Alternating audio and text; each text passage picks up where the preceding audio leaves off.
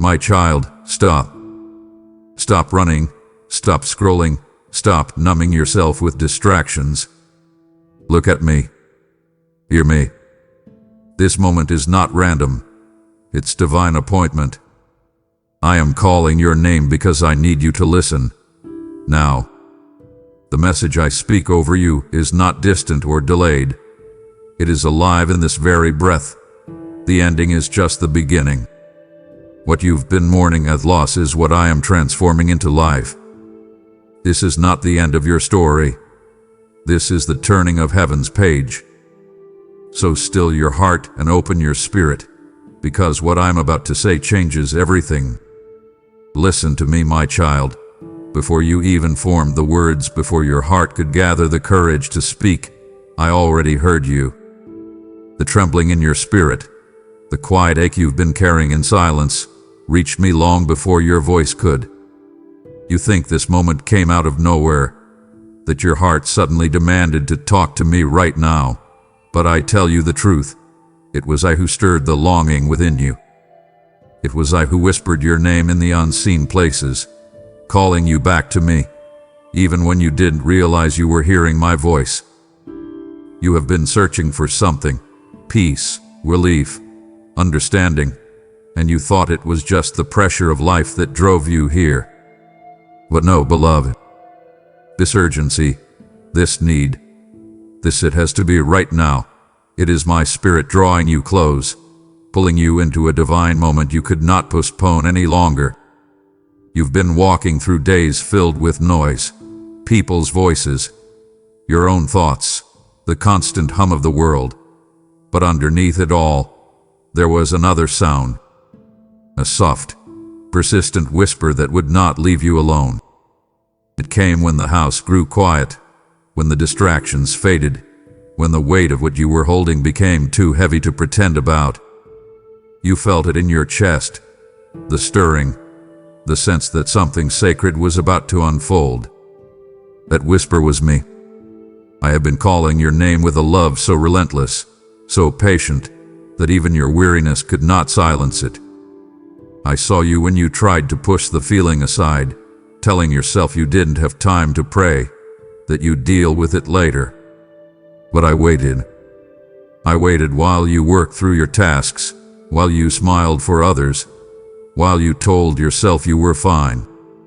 And still, the whisper came, soft but insistent. You didn't plan to stop and talk to me tonight, but I did. I planned this moment before time began.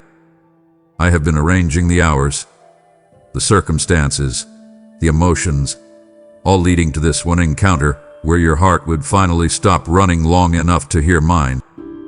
You see, I am not a distant God who shouts from afar.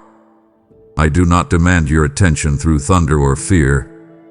I come as a whisper because I know the language of your soul. I know how to meet you in gentleness because your spirit has been fragile lately.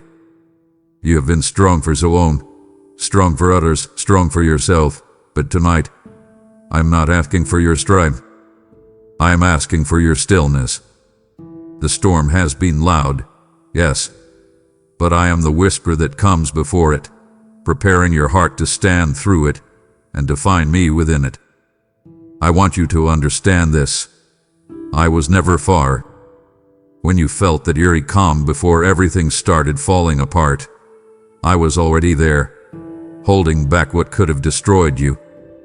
When the tears you never showed anyone started forming, I was collecting them, each one known, each one precious. I have seen every moment you swallowed your pain just to get through the day, every time you told yourself, I'll be okay, when inside you were breaking. And now, finally, you have paused long enough to let your soul cry out, I need to talk to you, God. Do you know how beautiful those words sound to me? They are not weakness. They are worship. They are the echo of your heart returning to the sound of mine. So, breathe now. You do not have to rush. You are safe here. I am not in a hurry. I have all eternity for this conversation. I know the questions waiting on your tongue, the pain that words can't describe, the fear you've tried to bury deep. I am not surprised by any of it. I am not disappointed. I called you to this moment because I already knew what was about to rise inside you. The whisper came before the storm because I needed you to remember this truth. No matter how fierce the winds become, no matter how loud the thunder gets, I am already there before it begins. You came to me because you felt something breaking. But listen, what feels like breaking is actually me making space inside you for something new. This conversation is not the end. It's the beginning of healing. So stay with me. Don't turn away when the emotions come. Let the whisper speak louder than your worry. Let my presence fill the space where fear once lived. You have finally stopped running, and I have finally been given the moment I've been waiting for. The whisper has found you, and I am here. You came to me with urgency in your heart, a trembling that could not wait. I heard it in the way your spirit cried out. It has to be right now. That cry, do you know what it means to me? It means that something deep inside you has grown tired of silence. It means your soul has reached the point where it cannot carry the weight of pretending another day. You may not even fully understand why this need to speak to me feels so immediate, but I do. It is because your spirit knows that there are some moments that cannot be postponed. There are seasons when your soul begins to suffocate under the heaviness of unspoken pain, and the only breath that can save you is my presence. You are in such a moment right now, my child. The urgency you feel is not panic, it is awakening. You have been running on empty, surviving on strength that was never meant to sustain you for this long. You said to yourself, I'll be okay, I just need to get through this day, over and over again. But now, even your strength feels fragile, doesn't it? The armor you've worn, of confidence, of control, of calm, is beginning to crack. You feel it every time you lie awake at night, staring into the darkness, wondering how much longer you can hold everything together. And I see you. I see how weary you've become, how your heart aches not just from pain, but from the effort of hiding it. This urgency, this deep stirring that makes you whisper, God, I need to talk to you now. It is not weakness. It is your soul remembering who it belongs to.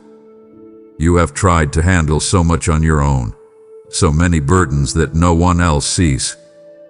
You smiled when you wanted to cry, kept going when you wanted to quit, and carried responsibilities that were never meant to be yours alone. And though you've done your best, there is a limit to human strength. I designed it that way, not as a punishment, but as a reminder that you were never created to live without me. The urgency you feel is the natural cry of the heart that has reached its breaking point, a holy breaking that says, I can't do this without you anymore. And I tell you, I am not far. You do not need to earn my attention or prove your worth. You already have it. I was waiting for this moment, not because I need your desperation, but because in desperation, your heart is finally honest.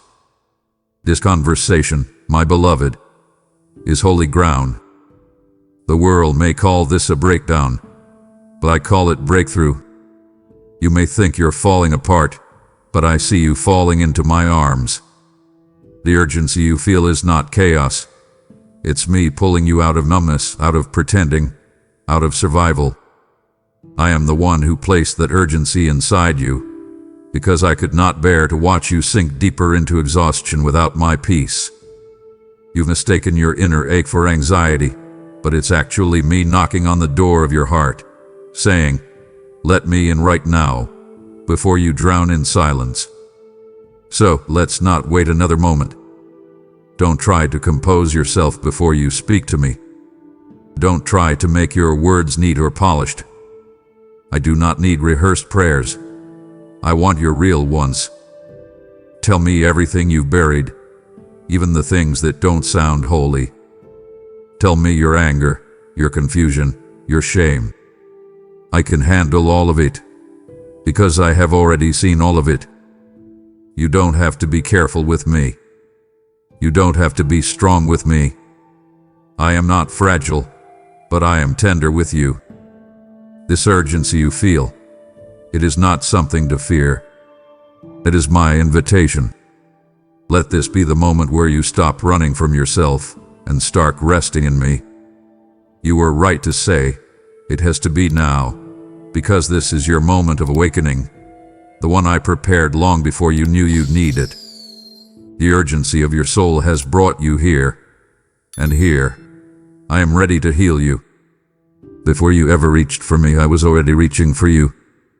Before your heart whispered, God, I can't hold this anymore, I was already near, waiting for this exact moment. You think you came looking for me, but truthfully, I was the one who came looking for you. I have been waiting, not in anger, not in disappointment, but in love. I have watched you go through your days, holding yourself together while feeling like everything inside you was slowly unraveling. I saw the heaviness you carried in silence, the way you smiled even when your eyes betrayed the storm within. I was there in every sigh, in every tired glance toward the ceiling when you thought no one was listening. I saw it all, and I waited. I waited through your distractions, through the noise, through the busyness, through the scrolling and the overthinking.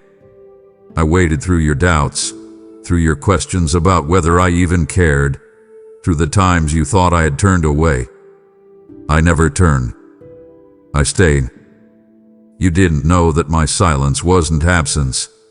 It was patience. I was waiting for this moment, this beautiful, raw, unfiltered moment when you would finally stop pretending to be strong and allow me to be strong for you.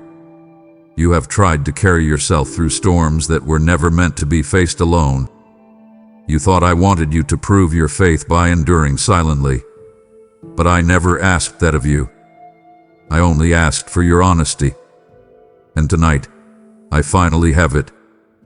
This moment between us, it's sacred. It may feel ordinary, but heaven is leaning close right now. Every time you stop long enough to speak to me with a trembling voice and a weary heart, all of heaven takes notice. I do not need grand gestures. I desire truth. You are giving me that truth now, and that's what I've been waiting for. I wanted you to reach the place where you realize that you don't have to earn my love. You don't have to impress me. You don't have to fix yourself before coming to me. I wanted the moment where you would come just as you are, tired, broken, unsure, and still reach out for me. You see, I am not moved by perfection. I am moved by surrender. And you, my beloved, are surrendering right now, even if you don't realize it. Every tear that falls, every shaky breath, every whispered "God, help me," those are sacred offerings. They are not signs of failure. They are signs that your heart is alive again. You are talking to me because something in you still believes that I am listening, that I am who I said I am. That flicker of faith, even as small as it feels, is precious to me. You may think you came to me because you finally broke, but the truth is you came because my love would not let you go. So here we are. This is the moment I've been waiting for. I am not disappointed in you. I am delighted that you've come. I have been standing at the door of your heart, knocking softly, never forcing, only waiting for you to open. And now that you have, I will not waste a single breath of this encounter. I will pour peace where there has been panic. I will bring clarity where there has been confusion. I will replace your fear with quiet strength. Every second you spend with me is a moment of rebuilding. You thought you were falling apart, but you are actually falling into the safest arms you will ever know. I have been waiting to remind you that nothing about you is too broken for me to restore. You are not too late, not too vergum, not too flo. You are mine, and I've been waiting for you to remember that. You know, my beloved, that I have heard every sound your heart has ever made, even the ones that never reached your lips. You think I only hear the prayers you speak aloud, but I tell you, I hear the ones wrapped in silence, in sighs, in the quiet shaking of your soul when words can't find their way out. You have cried when no one saw, and you thought those tears disappeared into the darkness. But they did not. They were seen, every single one of them. Heaven has never been deaf to your pain. The moment your spirit trembled, the moment your chest ached with that wordless groan, I heard it. I heard you before you called, and while you were still forming the thought, I was already moving toward you. There has never been a single cry that reached toward me that I have ignored.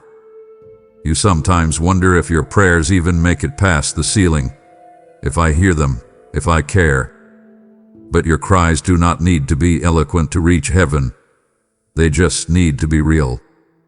When you whisper my name through tears, that is worship in its purest form. You are not weak when you cry before me. You are strong enough to be honest. You have mistaken emotion for failure, but your tears are not failures. They are faith made visible. Even now, I am collecting them, every one, like precious jewels. The psalmist once said, "You have kept my tears in your bottle," and that is still true. I have recorded every tear you've cried, not because I need to count them, but because I cherish what they mean. They are the language of longing, of trust, of surrender. You have asked me why I sometimes seem slow to respond, why I let your cries echo before sending an answer. My child, it is not because I am distant. It is because I am doing something deeper than you can see. Some cries move heaven immediately, but others are shaping heaven within you. When you cry out and wait, I am enlarging your spirit's capacity to receive. You may not realize it, but every tear has been watering something unseen, something that will bloom in its time. You think you're breaking down, but in truth, your cry is birthing breakthrough. I want you to remember this. There is not a single cry that ever vanishes into emptiness. Even when your prayers seem to bounce back unanswered, they are still moving through eternity, carried by angels, carried by my spirit. You live in time, but I dwell beyond it. What seems delayed to you is already being fulfilled in my eternal design. I am not ignoring your cry. I am answering it perfectly. Some answers you will see soon. Others will be revealed when your heart is ready to receive what you asked for. But all are heard, and none are lost. Right now, I want you to take comfort in this truth. Your cry is holy. It is not a sign that you are forgotten. It is the very proof that you are connected to me. Every time you turn your pain into prayer, heaven responds. Every time you whisper my name in weariness, the atmosphere around you shifts. You may not feel it, but the unseen realm moves when you cry out to me. The darkness trembles because it knows your cry is a declaration of faith. It is the sound of a child calling to their father, and I always answer. Maybe not in the way you expect, but always in the way you need. So let it out. Don't hide your cry anymore. Don't bury it beneath busyness or pride. Speak to me with trembling lips, with raw honesty, even if all you can say is, "God, help me." That's enough. I don't measure the power of your prayer by its length, but by its truth. I am near to the broken-hearted. I dwell in the very places the world tells you to hide. And when you cry, you awaken something eternal in me, a response that no power in heaven or hell can silence. So don't be ashamed of your tears. Every one of them has reached my throne. Every one of them has moved my heart. You are not unseen. You are not unheard. You are mine, and your cry has reached heaven. Listen to me carefully, my child, because I know the shame that tries to whisper to you. I see how you hesitate when you come to me, as though I might be angry that you waited this long, as though I have been keeping score of your silence. But I am not that kind of God. I am not angry that you waited. I am overjoyed that you came. You think I count the days you stay distant, but what I count is this moment, the one where you finally turn back toward me. My heart has no bitterness toward you. There is only joy in my presence that you are here now. I do not dwell on the time you spent wandering. I dwell on the beauty of your return. I have always been a father who runs to meet his children, not one who stands with folded arms waiting for an apology. Do you remember the story I told of the prodigal son? Yours is ability the whole way home, afraid that his father would reject him. But when the father saw him from far away, he didn't wait. He ran. That is my heart for you. I am not the judge you fear. I am the father who runs. I have seen the moments you turned away, the seasons you tried to live without me, the mistakes you made while trying to fill the void. And still my love for you never wavered. I did not pull away. I was there, quietly waiting, not to punish you but to welcome you home. The waiting was never resentment, it was anticipation. I waited like a parent waits by the window, knowing one day their child will come walking up the road again. You may feel guilty that you only came to me when things got bad. But do you know what that tells me? It tells me that deep down, you still knew where to run. Even when you drifted, even when you tried to numb the ache, your spirit still knew that my arms were home. You are not here by accident. You are here because grace has been pursuing you all along. I have not been keeping a record of your failures. I have been writing a story of redemption. You cannot disappoint a God who already knows every weakness and still chose to love you. Let me tell you this truth. I am not ashamed of your delays. I am not offended by your hesitations. Every second you stayed away only deepened my desire to draw you back. That's how much I love you. I don't see wasted time. I see potential for renewal. Every day you thought was lost can still be redeemed. I can restore what you think is gone forever. You see, I am not limited by your timing. I am the Redeemer of time itself. When I restore, I do not simply return what was lost. I multiply it. The years you think you wasted in silence will become testimonies of grace. So come freely. Come without fear, without apology. You are not late. You are right on time. The moment your heart turned toward me, heaven celebrated. I have never once rolled my eyes at your return. I have always opened my arms. I know how hard it is to come when guilt has built its walls, but I am the one who breaks those walls down with love. You don't have to earn your way back to me. You never lost your place. You have always belonged here. My forgiveness isn't something I give reluctantly. It flows freely from the endless well of my heart. So, stop hesitating. Don't linger at the doorway of grace. Walk in. You are welcome here, not tolerated. You are cherished, not judged. I am not angry that you waited. I am grateful that you finally came. My mercy has been waiting to embrace you, and it will not let you go. This is where restoration begins, not with punishment, but with presence. You are home again, and I am here, not to scold you, but to love you.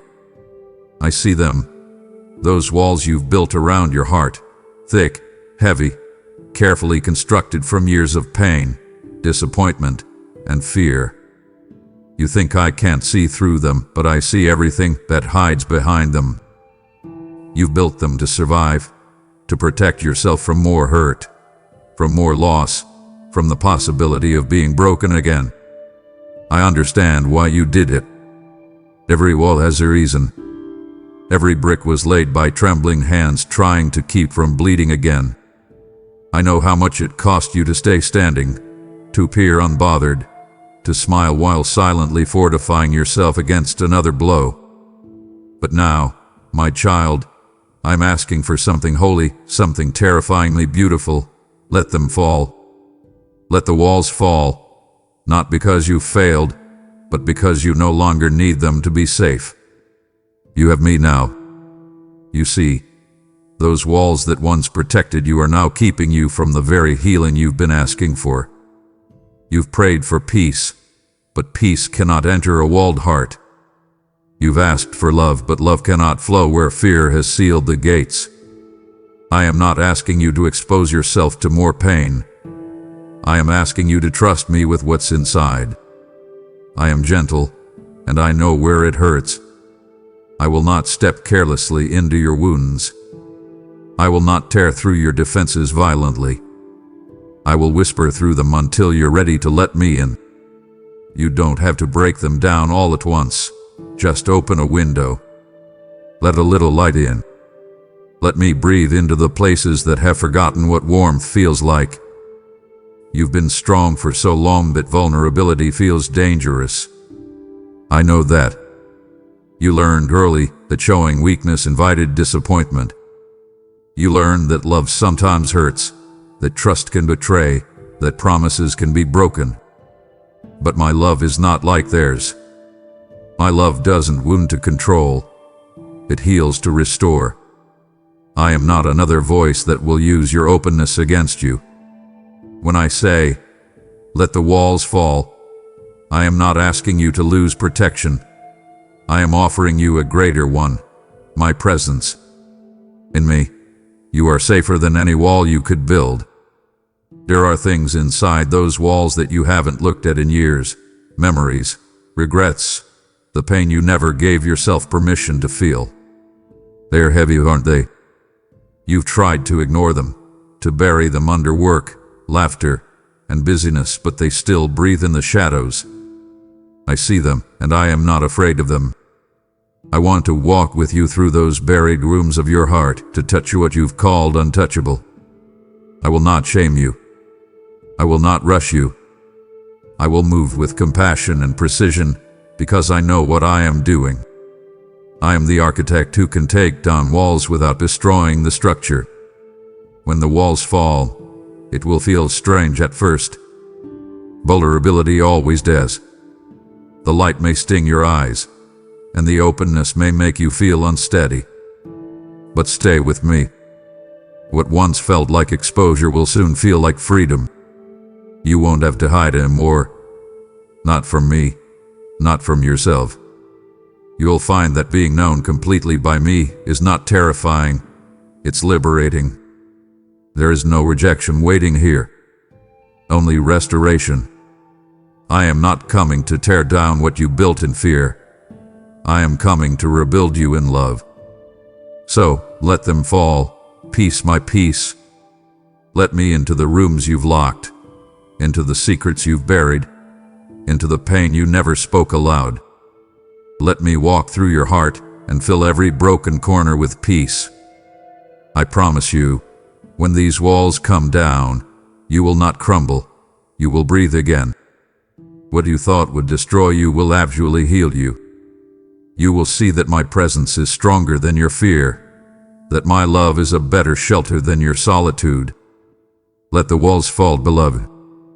The fortress you've built has kept pain out, yes, but it has also kept me out. And I am standing at the door now, knocking softly, waiting not to invade, but to be invited. Let the walls fall, and you will finally know what it means to be free. And now that the walls are coming down, I want you to do something sacred. Speak to me honestly. Not formally, not perfectly, not the way you think prayer is supposed to sound. Just talk to me. I don't need your polished phrases or your memorized words. I want the real you. The you who doesn't have it figured out. The you who still has questions, doubts, anger, and hurt. The real conversation begins when you stop performing for me and start being present with me. I am not moved by eloquence. I am moved by authenticity. Tell me how you feel, even if it's messy. Especially if it's messy. You don't need to hide your heart when I already live inside it. You've learned to pray like you were writing a letter to a distant king. But I am not far away. I am sitting beside you right now. My spirit lives in you. You are speaking into the very air that carries my breath. So talk to me like you would talk to a friend who truly listens. I can handle your confusion. I can handle your questions. You can even tell me you're angry at me if you need to. I will withdraw. I would rather have your honest frustration than your empty silence. When you speak honestly, healing begins. When you stop pretending to be fine, I can finally reach the places that are not fine. You don't have to censor yourself with me. I already know what's in your heart. I just want to hear it from your lips. Because when you speak it, you release it. You've been holding too much inside, carrying it quietly, thinking I only want to hear the holy parts of you. But I want to hear you all. The disappointment, the bitterness, the guilt, the things you regret doing and the things you regret not doing. I want it all. You don't offend me with honesty. You draw me closer. I am the God who dwells in truth, not pretense. When you speak truth, you create space for me to fill it with grace. This is where our real conversation begins, not with rehearsed prayers, but with raw presence. This is where you stop praying out of obligation and start communing out of love. You can speak, cry, or simply sit in silence. All of it is conversation to me. When you sigh, I hear it. When you exhale after a long day, I interpret the language of that weariness. Prayer isn't something you perform, it's something you live in. It's not a formula, it's a flow between your heart and mine. You don't need a certain posture or time. I am always here, always listening. And as you begin to open up, you'll feel something shifting inside you, a lightness you haven't felt in a long time. That's the weight lifting. That's peace beginning to take up residence. You'll begin to notice how my voice starts to rise in the spaces that were once filled with your fears. My peace will start to interrupt your panic. My wisdom will begin to replace your confusion.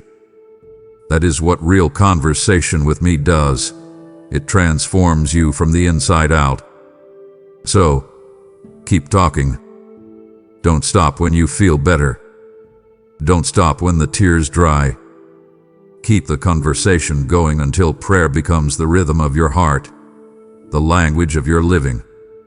You don't have to start over every time you come to me. Just continue where you left off. I am not a distant God waiting for appointments. I am your ever-present companion, your constant listener. This isn't religion. It's relationship. I didn't die to give you rituals. I died to give you access. Let's talk truly talk. Let's go deeper than surface prayers. Tell me what you dream of, what you fear, what you've given up on.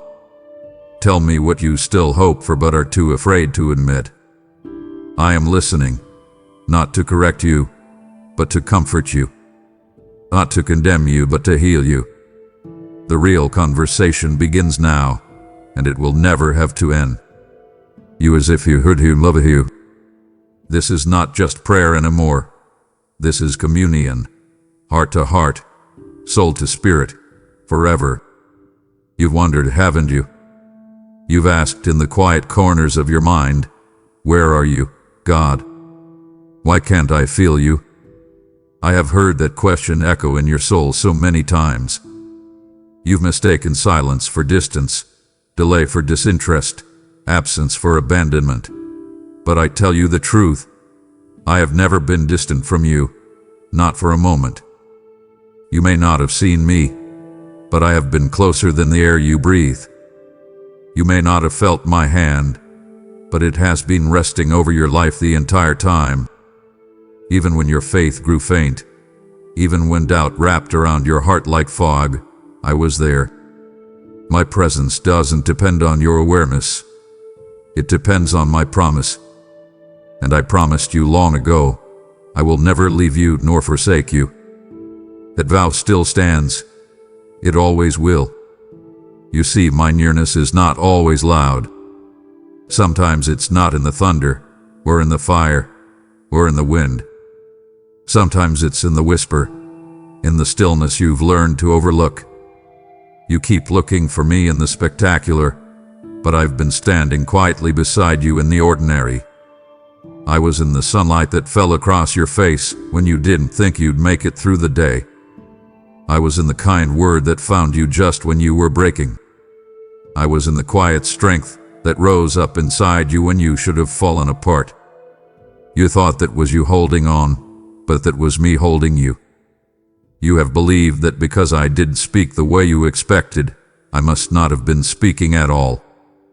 But my voice doesn't always sound like a roar. Sometimes it's the calm in your chaos, the peace that doesn't make sense, the urge to keep going when everything in you wants to give up. That's me. You've never taken a step alone, even the ones that felt like crawling. When you walked through rooms full of people and still felt unseen, I saw you. When you lay awake at night, staring at the ceiling, wondering if I even cared anymore, I was sitting right there beside you. I never turned away. You don't always recognize my presence because you've been trained to expect emotion. But my presence isn't always felt. It's constant. It doesn't fade when you're sad or reappear when you worship. It simply is. There were times you thought I was silent, but I was speaking in ways you couldn't yet understand. I was orchestrating things behind the curtain of your awareness, rearranging moments, shifting paths, protecting you from doors you prayed would open. I saw what you couldn't see. I knew what you didn't know. I stayed near, even when you accused me of being far. And even then, I loved you enough not to defend myself, because I knew that one day you would look back and see my fingerprints all over your story. You must understand this. Distance is an illusion the enemy uses to make you doubt my love. He whispers that you've gone too far, that your faith has failed, that I've moved on. But listen to me. I don't walk away from my children. I don't lose patience. I don't give up. When you wandered, I followed. When you ran, I waited. When you turned away, I kept watching the road. My heart has always been anchored to yours. Even when you forgot me, I never forgot you. So stop looking for me in the distance. I am right here, right now. My spirit fills the very space where you sit. If you quiet your mind for just a moment, you'll sense me. Not because I just arrived, but because you finally slowed down enough to notice. I'm not a guy who hides, I'm a guy who holds. When you cry, I wrapped you in comfort you didn't even recognize. When you were numb, I guarded your heart until feeling could safely return. You are not alone, beloved. You never were. I am not distant. I am closer than ever. The silence between us is not separation. It is the sound of my presence surrounding you, waiting for you to see that I have been here all along. From the moment you drew your first breath, I have been walking beside you. You didn't see me, but I was there when your tiny lungs filled with air and your soul first began to stir within its fragile frame.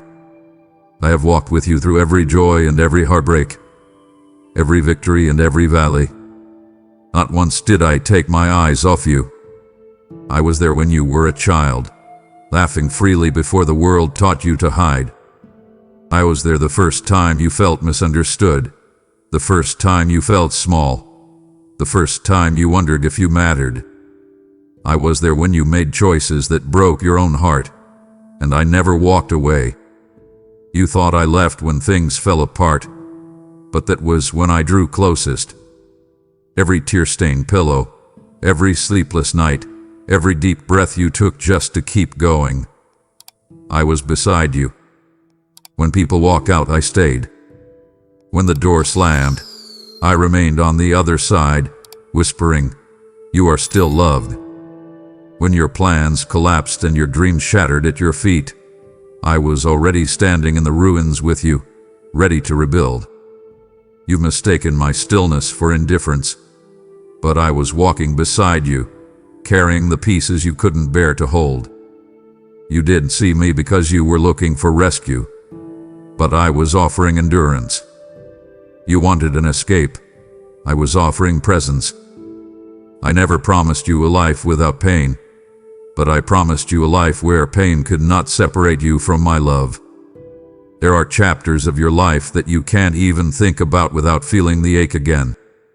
I know those chapters by heart. I was in every scene. I was there when they hurt you, when they lied, when they left.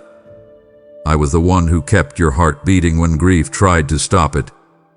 I was the one who whispered strength into your bones when you thought you couldn't get out of bed. You call it coincidence that you survive it, that you healed just enough to stand again.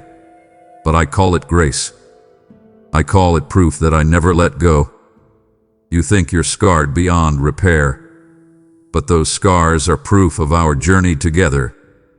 I walked with you through fire, and the reason you're still standing is because I was the fourth figure in the flames. I walked with you through the flood, and though the waters rose high, they never drowned you because my hand kept you above the surface. You have questioned where I was in your darkest moments, and I say to you now, I was right there, holding your soul when everything else broke. You survived what should have destroyed you because I was with you. Even now, when you look back, you'll begin to notice the footprints beside your own. Every time you thought you were walking alone, you were actually walking with me. And there were times when you saw only one set of footprints. That's when I was carrying you. I carried you through the seasons you can't even remember because the pain blurred everything. I carried you through the days you forgot to pray, through the nights you forgot to hope, through the years you thought were wasted. None of it was wasted. Every step was sacred. So hear me now.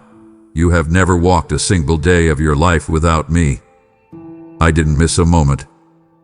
I didn't overlook a single sigh. I have been faithful even when you were not. And I will continue to walk with you through the next trial, the next joy, the next breath. My love doesn't change with the seasons, it endures. I am the same God who walked beside you in childhood, through heartbreak, through every wandering. I will be the same God who walks beside you into the future. You are not alone, beloved. You never were. Every step you've taken had been inside the circle of my care. I have walked with you through it all, and I will never stop walking with you.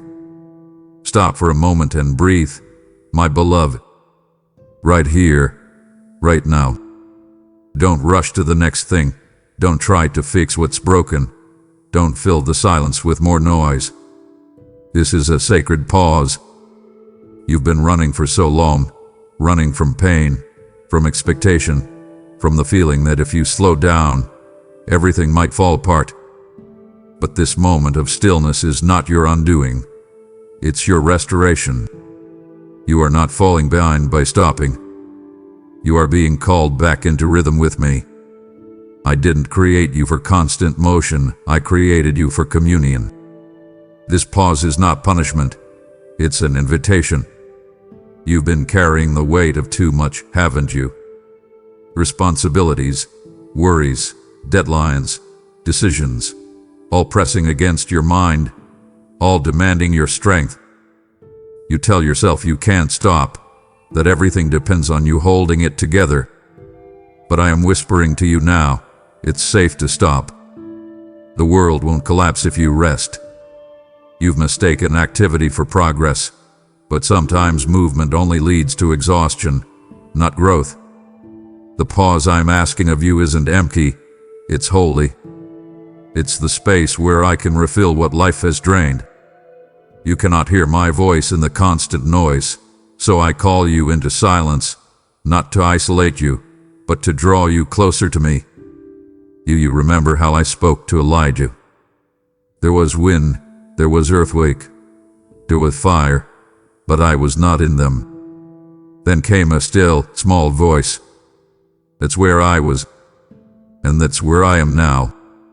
You keep searching for me in the grand gestures, in the miraculous bursts of clarity, but you'll find me most clearly in the quiet between your thoughts, in the breath you just took, in the slowing of your heartbeat when you finally stop striving. The sacred pause is where you meet me in ways you can't when you're rushing. I know stillness can feel uncomfortable at first. You've been taught that rest is lazy, that silence is wasted time, that productivity defines worth. But I measure differently. I measure by connection. When you pause with me, heaven listens. You are realigning with divine rhythm, returning to the pace your soul was designed to walk. You were never meant to live breathless. Even creation moves to the rhythm of rest. Seas ebb and flow, days rise and set, hearts beat and pause. Everything I made carries that sacred rhythm, and I want you to find it again. Let this pause be the place where anxiety loosens its grip. Let it be the space where you remember that you are not in control, and that's good news. When you stop, I start. When you release, I restore. When you rest, I rebuild. I have been waiting for you to stop long enough for me to touch what busyness has buried. Your soul needs this. You don't need to earn rest. It's a gift. It's a reminder that you are human, and I am God. The universe doesn't depend on your endless effort. It depends on my faithfulness. So breathe again. Feel my presence wrapping around you, like a quiet reassurance that you are safe in the stillness. You are not doing nothing. You are letting me do everything. I will speak here. I will heal here. I will remind you who you are here. Don't rush to the next thing. This is the thing. The sacred pause is where your heart realigns with heaven's heartbeat. Stay here with me a little longer, my child. There is more strength in stillness than in striving. This pause is not the end of your progress. It's the breath before resurrection. You've spent so much of your life trying to get it right, haven't you? Trying to be good enough, holy enough, strong enough, loved enough. You've carried the belief that I'm pleased only when you perform perfectly. But hear me now. I am not asking for perfection. I am asking for presence. I didn't die to make you flawless. I came to make you free. I am not measuring you by how well you've done, but by how willing you are to let me love you where you are. You think I'm disappointed in your imperfections, but I see beauty in them. Your cracks are where my light shines through. You try to hide the parts of you that feel unworthy, the mistakes, the regrets, the failures, but I'm not looking away from them. I'm looking right into them. When I look at you, I don't see a list of shortcomings. I see my image, still blowing beneath the dust of your striving. You are trying to earn what was already given. Grace doesn't come after perfection. Grace is what carries you through imperfection. You keep apologizing for being human, but I made you human. I gave you weakness so you would know the strength of my presence. I am not ashamed of your process. I am proud of your progress. Perfectionism is a heavy chain, and it has stolen your joy. It tells you that if you don't do everything right, you're failing me. But I never said that. That's not my voice. My voice says, come as you are. My voice says, my grace is sufficient for you, for my power is made perfect in weakness. Do you see it? Your weakness isn't your disqualification. It's your doorway. Every flaw is an invitation for me to reveal my glory through you.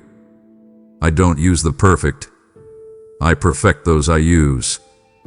You've been trying to prove your worth to me, but you were worthy the moment I thought of you.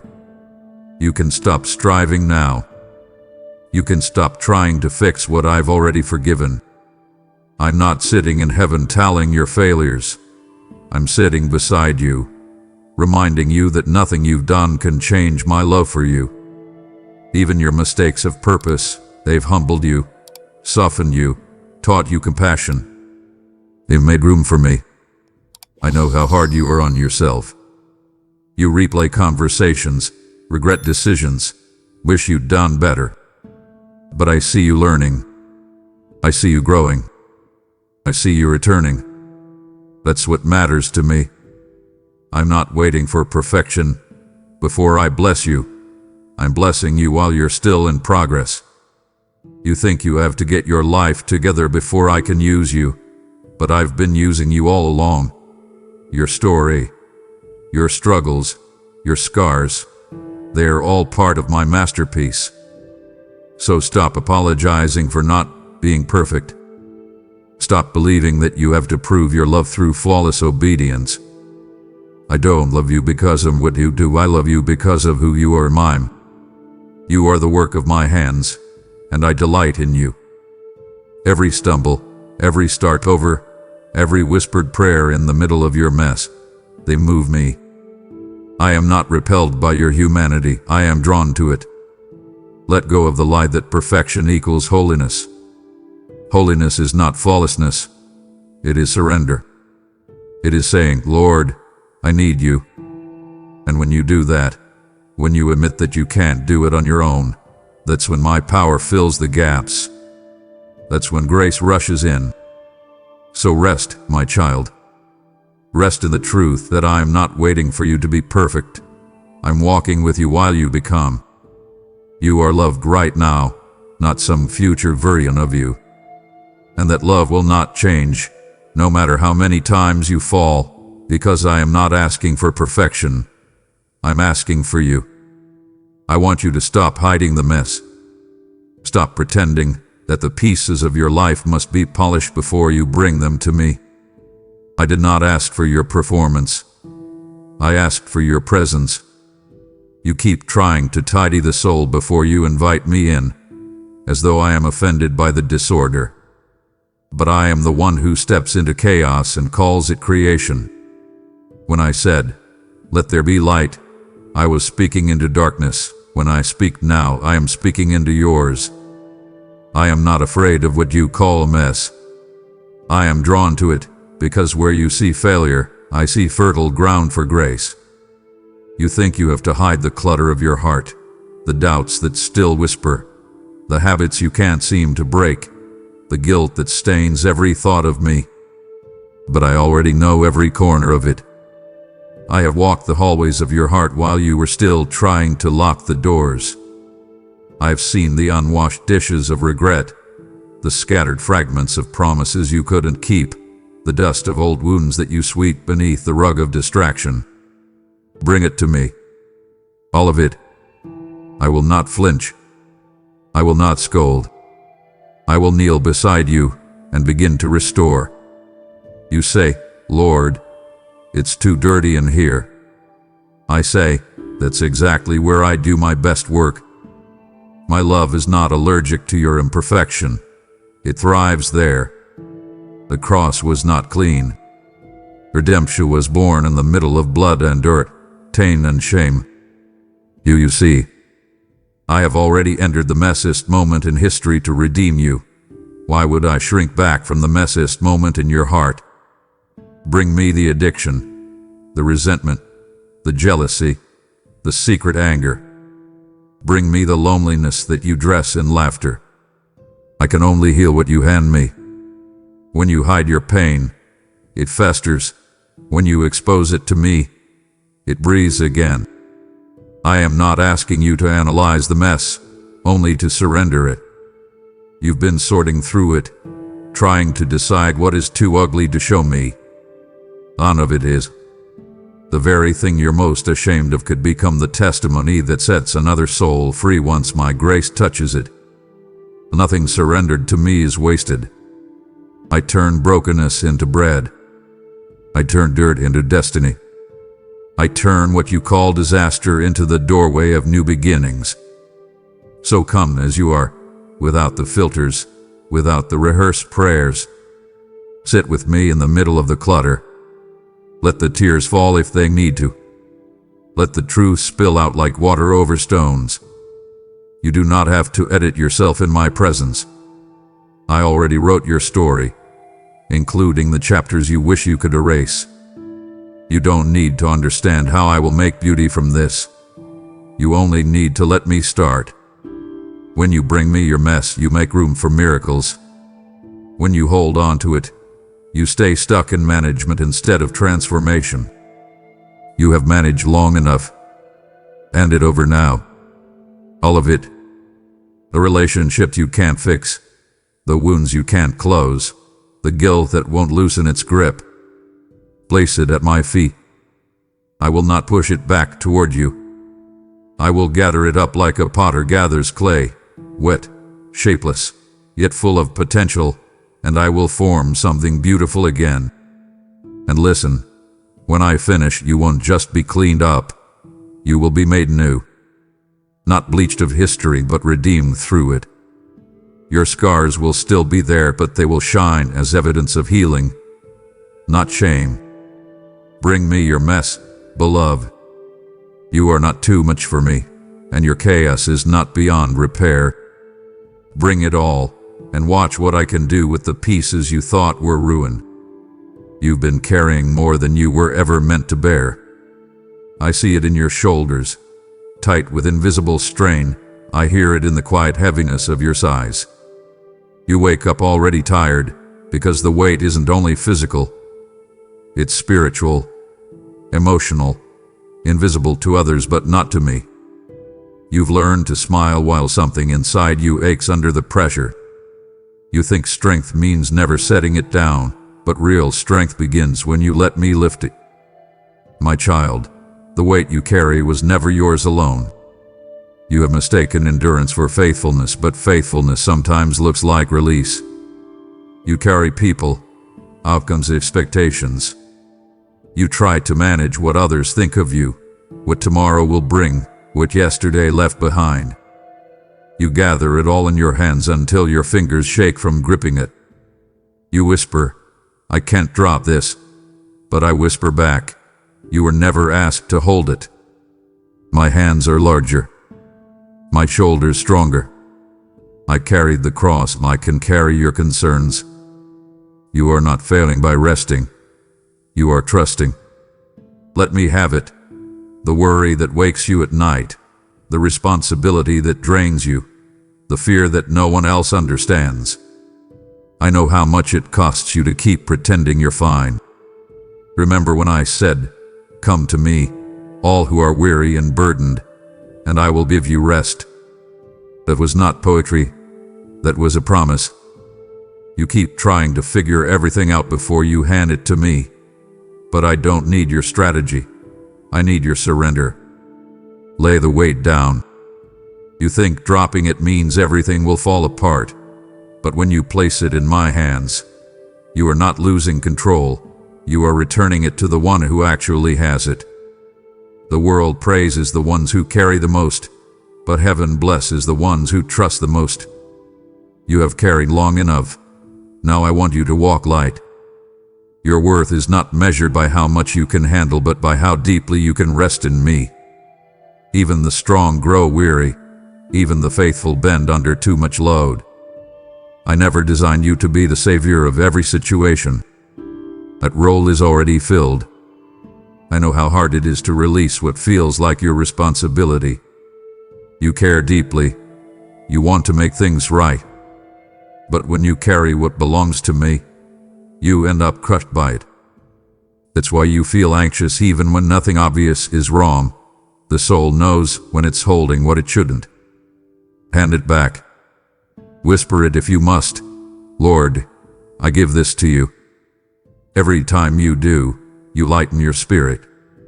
And I promise, I will not drop what you entrust to me. Let's train, child. You give me your weight, and I'll give you my peace. You let go of control, and I'll give you clarity. You surrender your fear, and I'll fill you with faith. This exchange is the heartbeat of grace. You were never called to carry alone.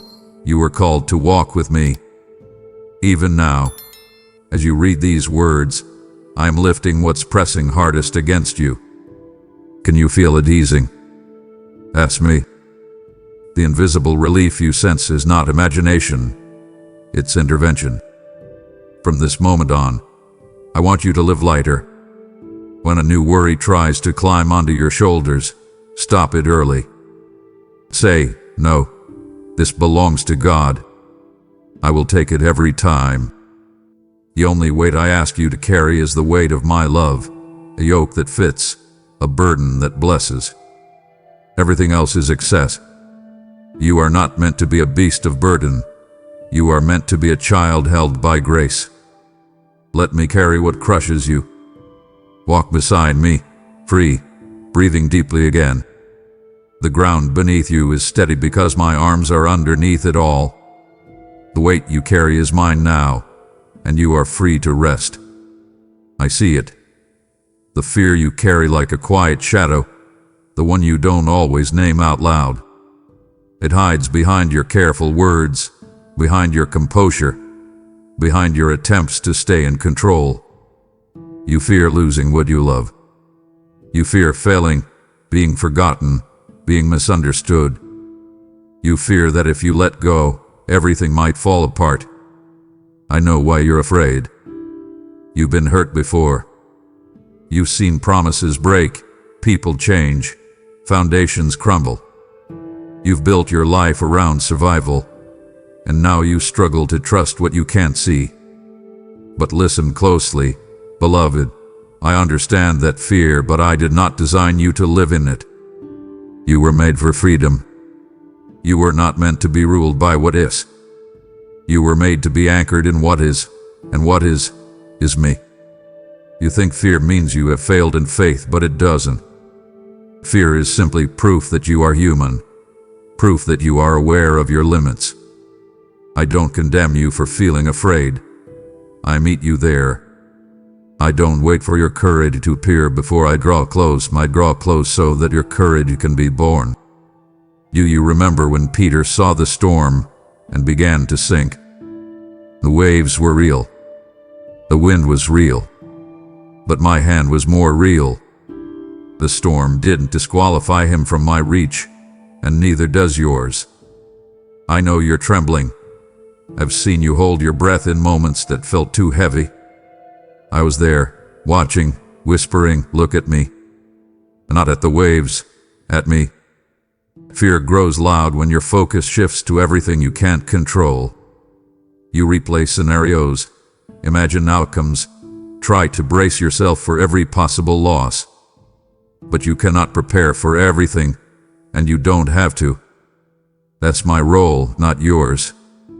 I go ahead of you. I stand behind you. I hold the middle with unshakable hands. Fear as you believing that safety comes from control, but true safety comes from surrender.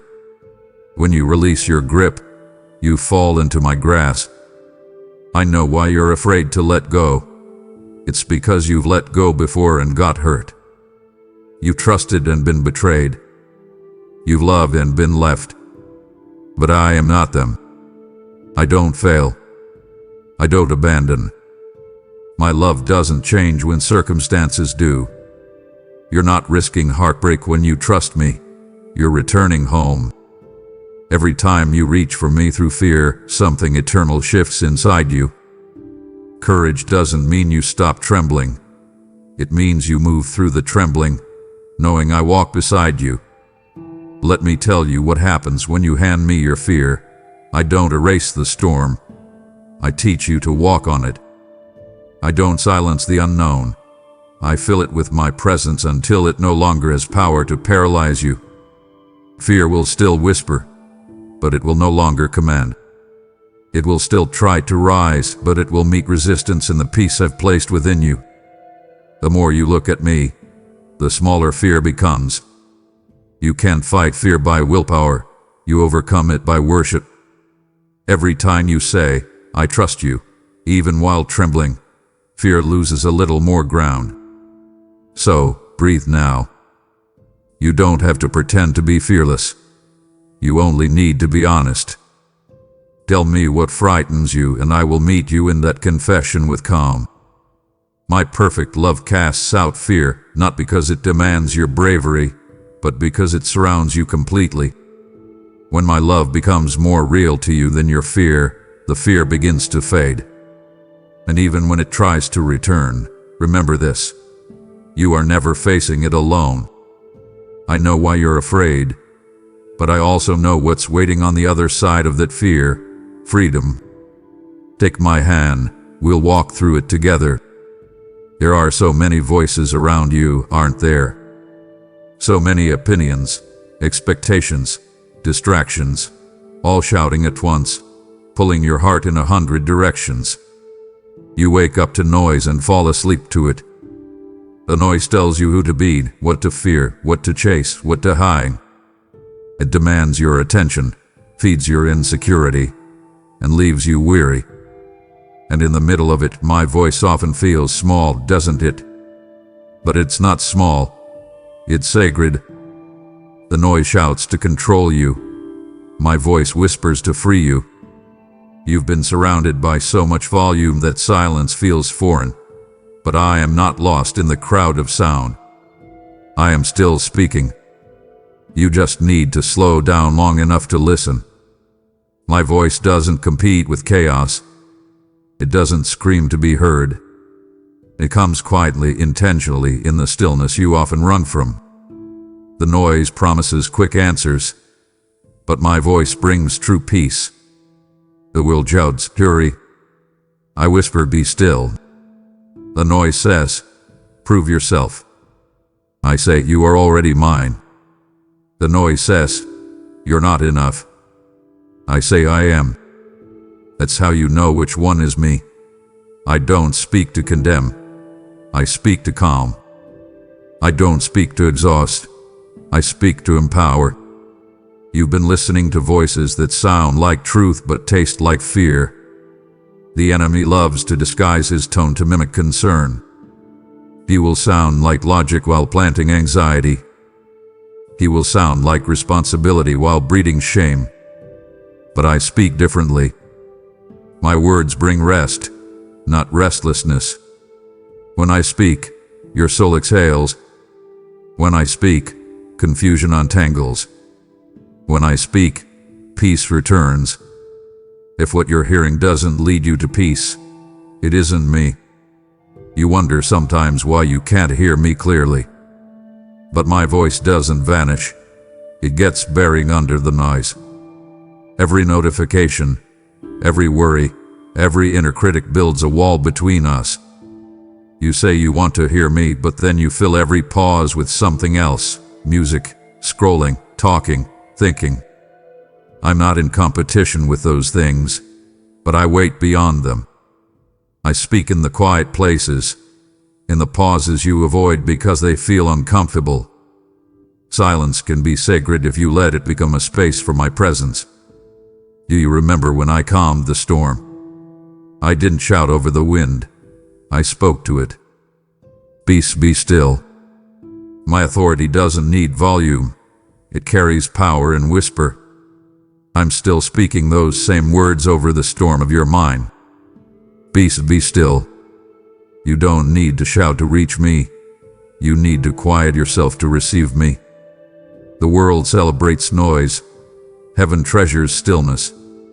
When you step into silence, you step into my frequency. That's where my voice becomes unmistakable, not through striving, but through surrender. So here's what I want you to do. Start paying attention to the voices that drain you and the ones that restore you. I'm always the latter. My words won't shame you for yesterday. They'll strengthen you for today. My words won't confuse your worth. They'll confirm it. The more you sit with me, the easier it becomes to recognize my sound. Just as a child knows the voice of their parent in a crowd, so will you learn mine. It takes time, but it's a holy process. The art of tuning your heart to heaven's rhythm. I am still speaking, even now. Every sunrise carries my whisper. Every act of kindness echoes my tone. Every time peace stirs where there once was panic, that's me. The noise will always exist, but you can live untouched by it when my voice becomes your anchor. You don't have to eliminate the world's sound. You just have to elevate mine above it. Listen, beloved.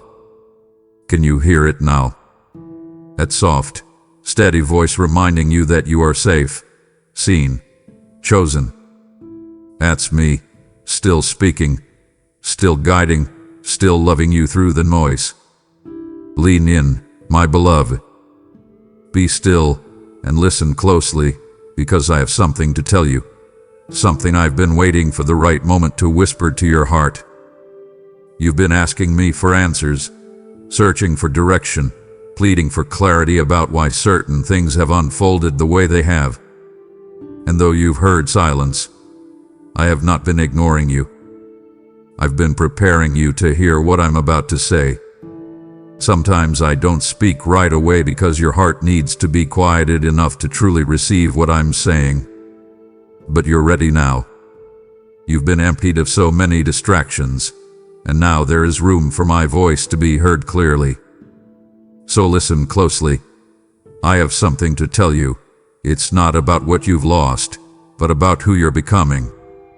You've looked at your life and wondered if you somehow missed my plan, if your detours have disqualified you, if the mistakes you've made have altered what I wanted to do through you. They haven't. What you call detours, I call divine redirections. What you see as wasted years, I see as preparation. Every season that felt like silence was actually shaping your sensitivity to my voice. Every moment of waiting was building endurance for the weight of what's coming next. I have not been holding out on you. I've been holding you in readiness.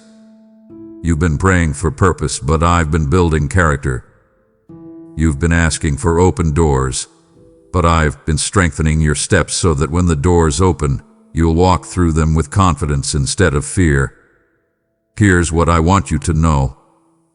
I am not just interested in giving you answers. I am interested in making you an answer for others. You keep asking me what your calling is, but you are my calling. You are my message to a world that has forgotten love. The reason I've allowed the pain, the pruning, the pauses, is because I am writing something eternal through your life, something that can't be rushed. You have asked me for a platform, but I've been giving you depth. And depth always comes before influence. There are things I've spoken over you that haven't yet come to pass, and you started to wonder if I've changed my mind. I haven't. My timing is not delayed. It's deliberate. I am not a God who forgets his promises.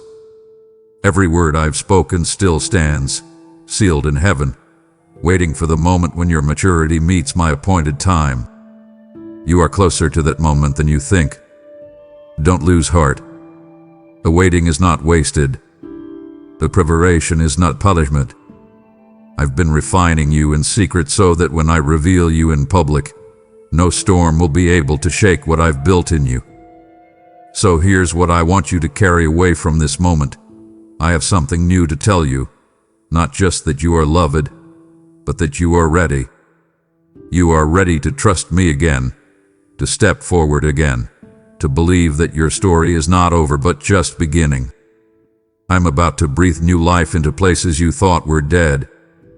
I'm going to restore your joy and give you clarity where there has been confusion.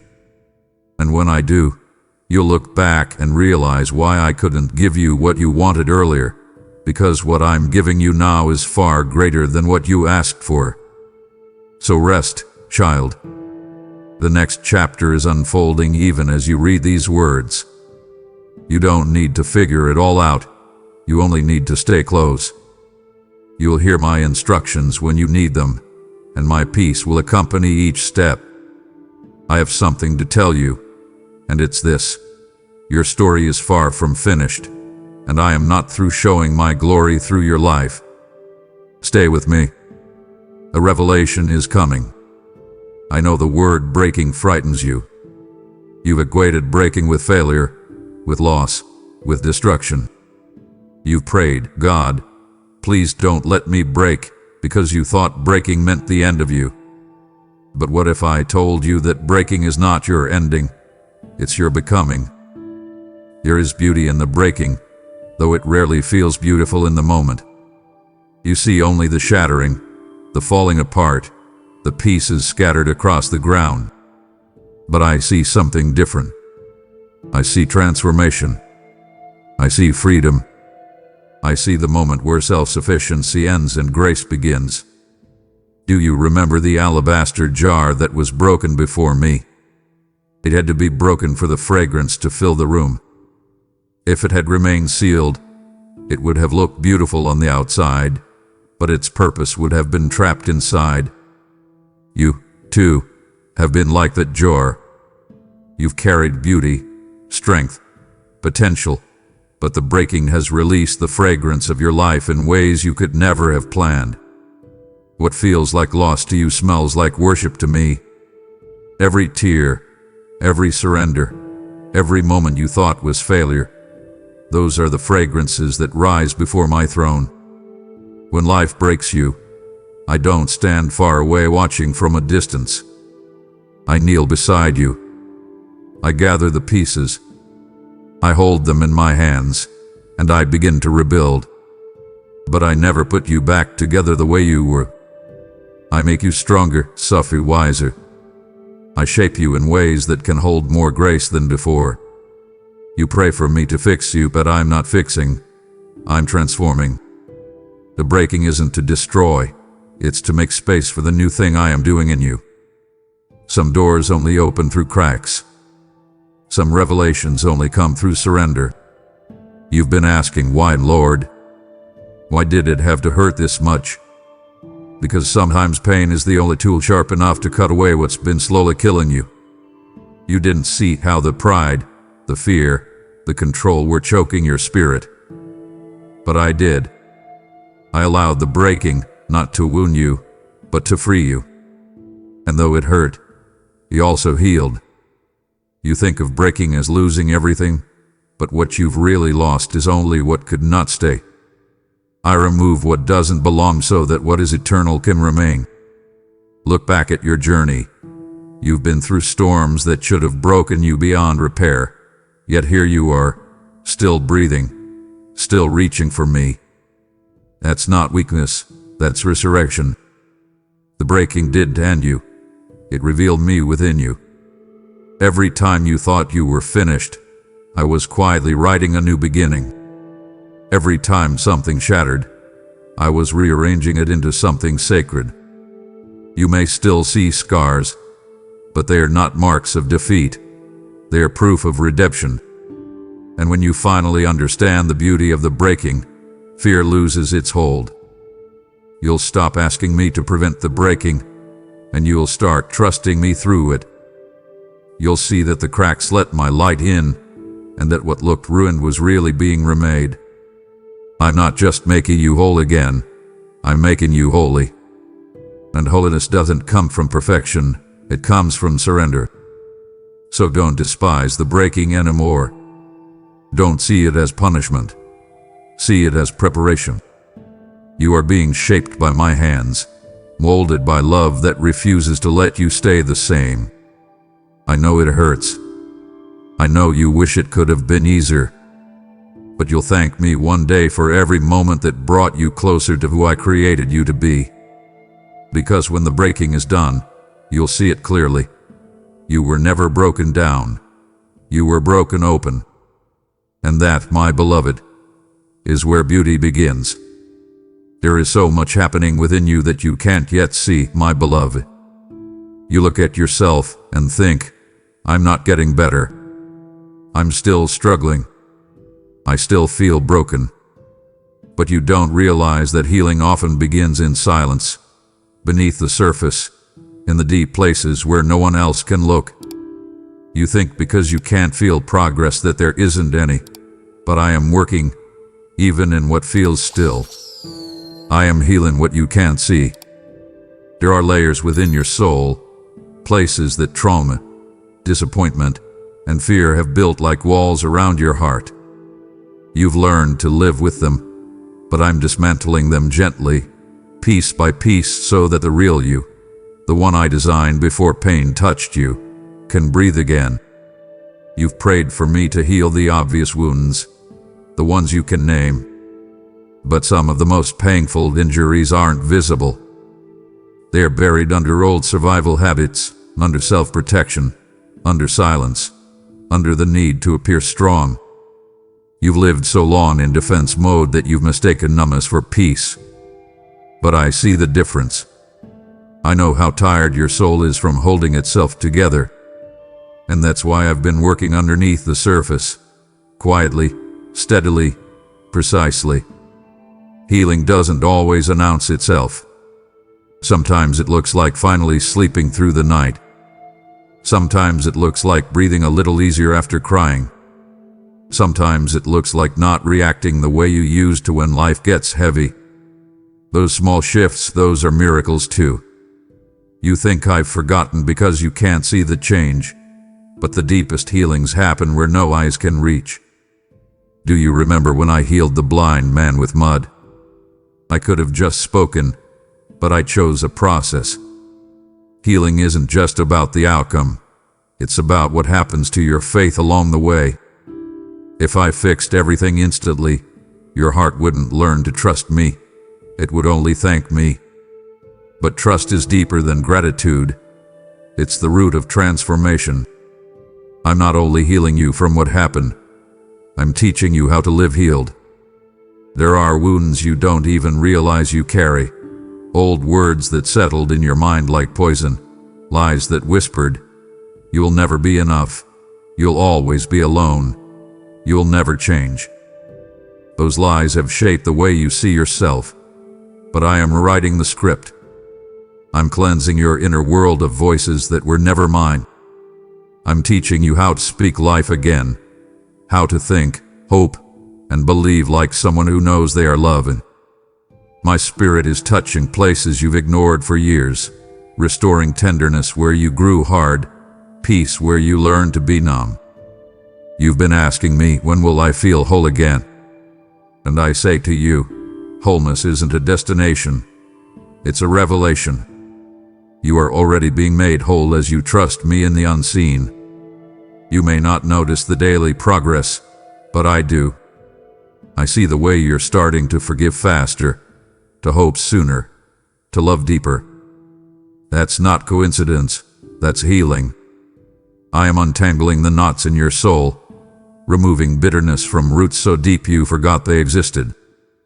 You are being renewed from the inside out, and soon what I've done in secret will show in your strength, your peace, and your joy. So don't be discouraged by what you can't measure. Trust me in what you can't monitor. My healing is not partial, it is perfect, and it is happening right now. The unseen work I'm doing will reveal itself in time, and when it does, you will recognize it as me. You'll look back and realize that even when you felt nothing, I was restoring everything. You will see that the quiet season wasn't abandonment, it was surgery. I was healing what you couldn't see, and I still am. You've been carrying chains, even though you thought you left them behind. They don't rattle loudly anymore. They are quieter now, disguised as resentment, bitterness, guardedness. You've learned to live with them, but they still bind you. You say you've moved on, but the memories still sting, don't they? The faces, the words, the betrayals, they visit you when you least expect them. And every time they do, your heart tightens just a little more. But, my beloved, I'm calling you into freedom. Forgiveness isn't a favor you grant to others. It's a release you grant to yourself. It's not about pretending what happened did hurt. It's about refusing to let the hurt define you any longer. You've been waiting to feel ready to forgive, but forgiveness isn't a feeling.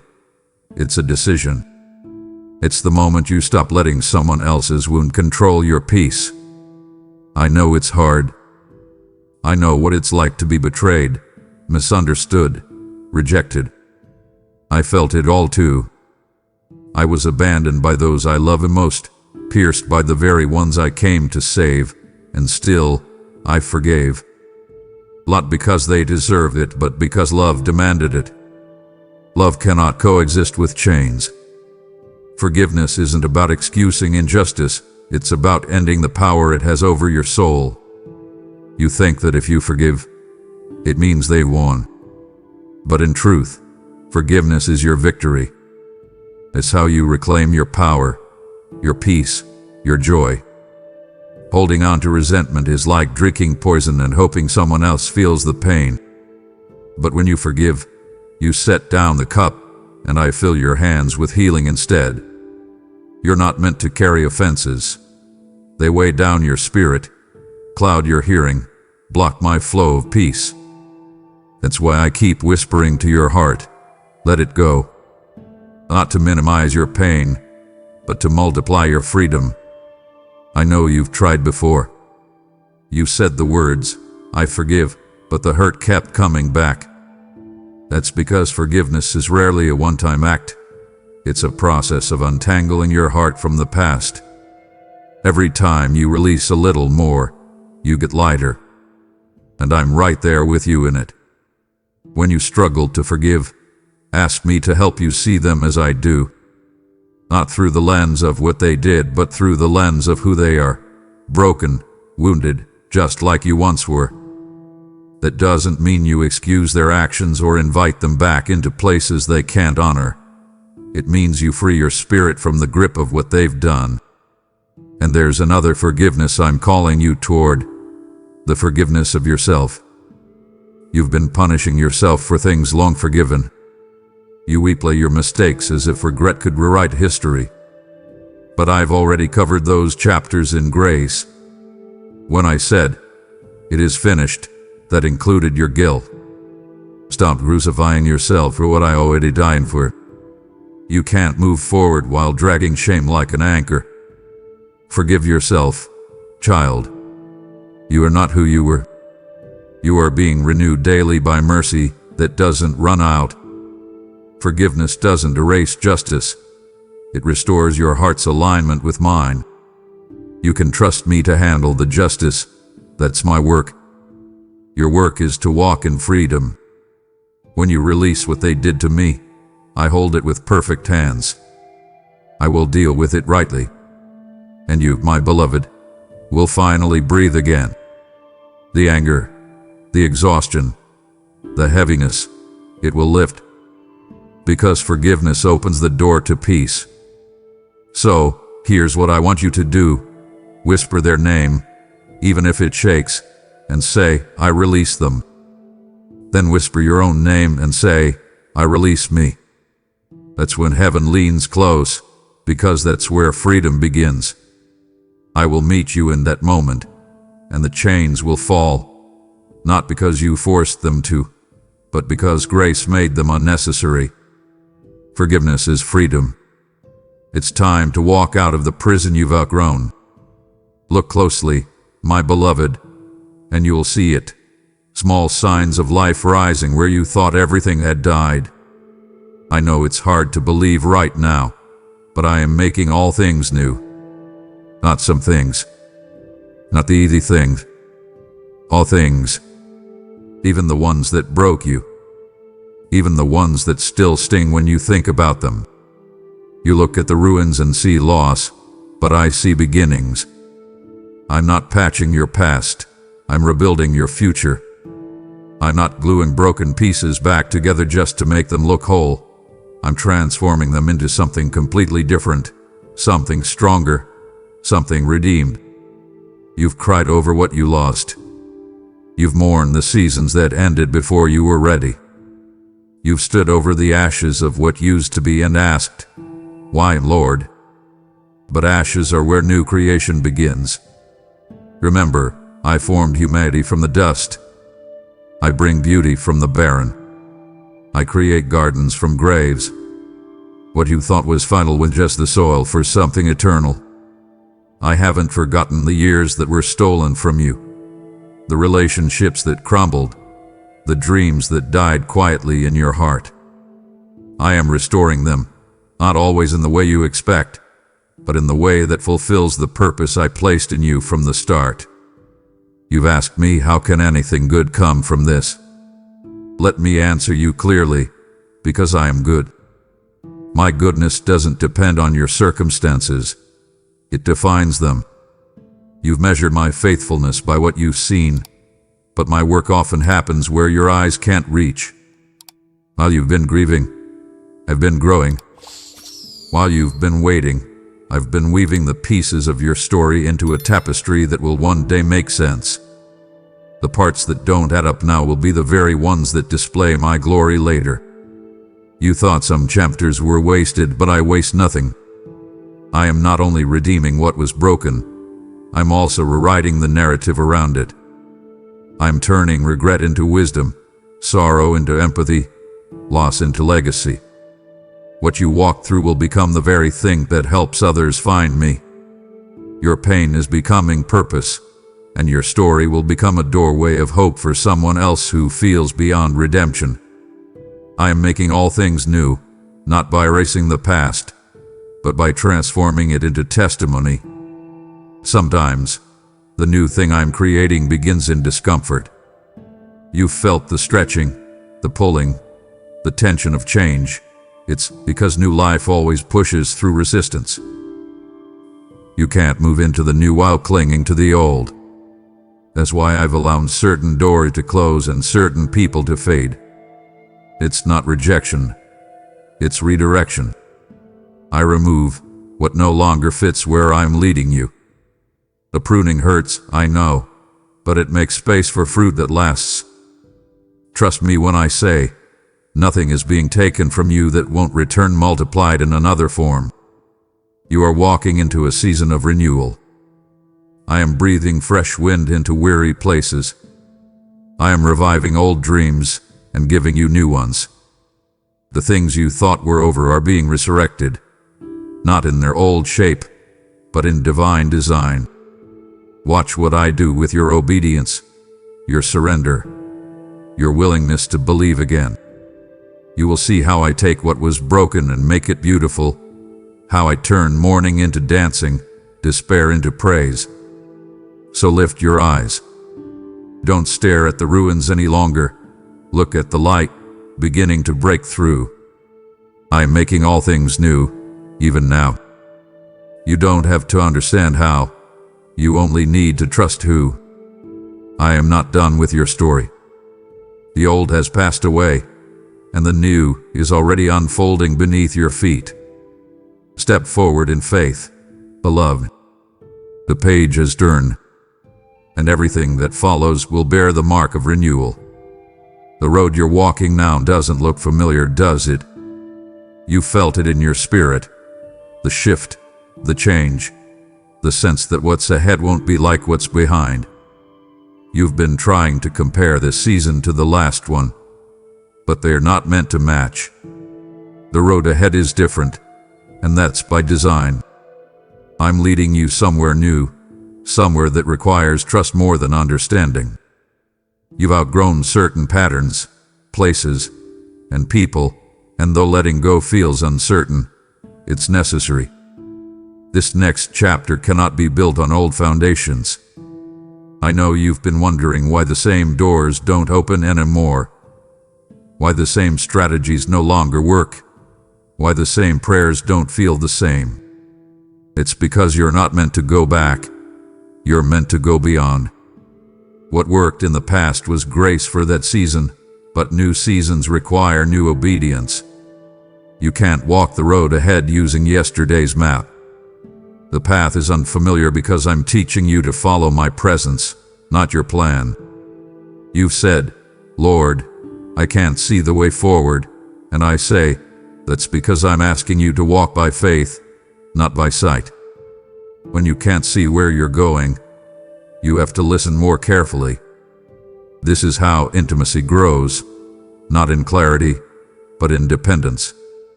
I'm not hiding the details to frustrate you. I'm concealing them to draw you closer. Every step you take in trust becomes a testimony that fear no longer rules you. And each time you keep walking, Even without full direction, you declare that my voice matters more than your certainty. The road ahead is narrower, yes, but it's also more sacred.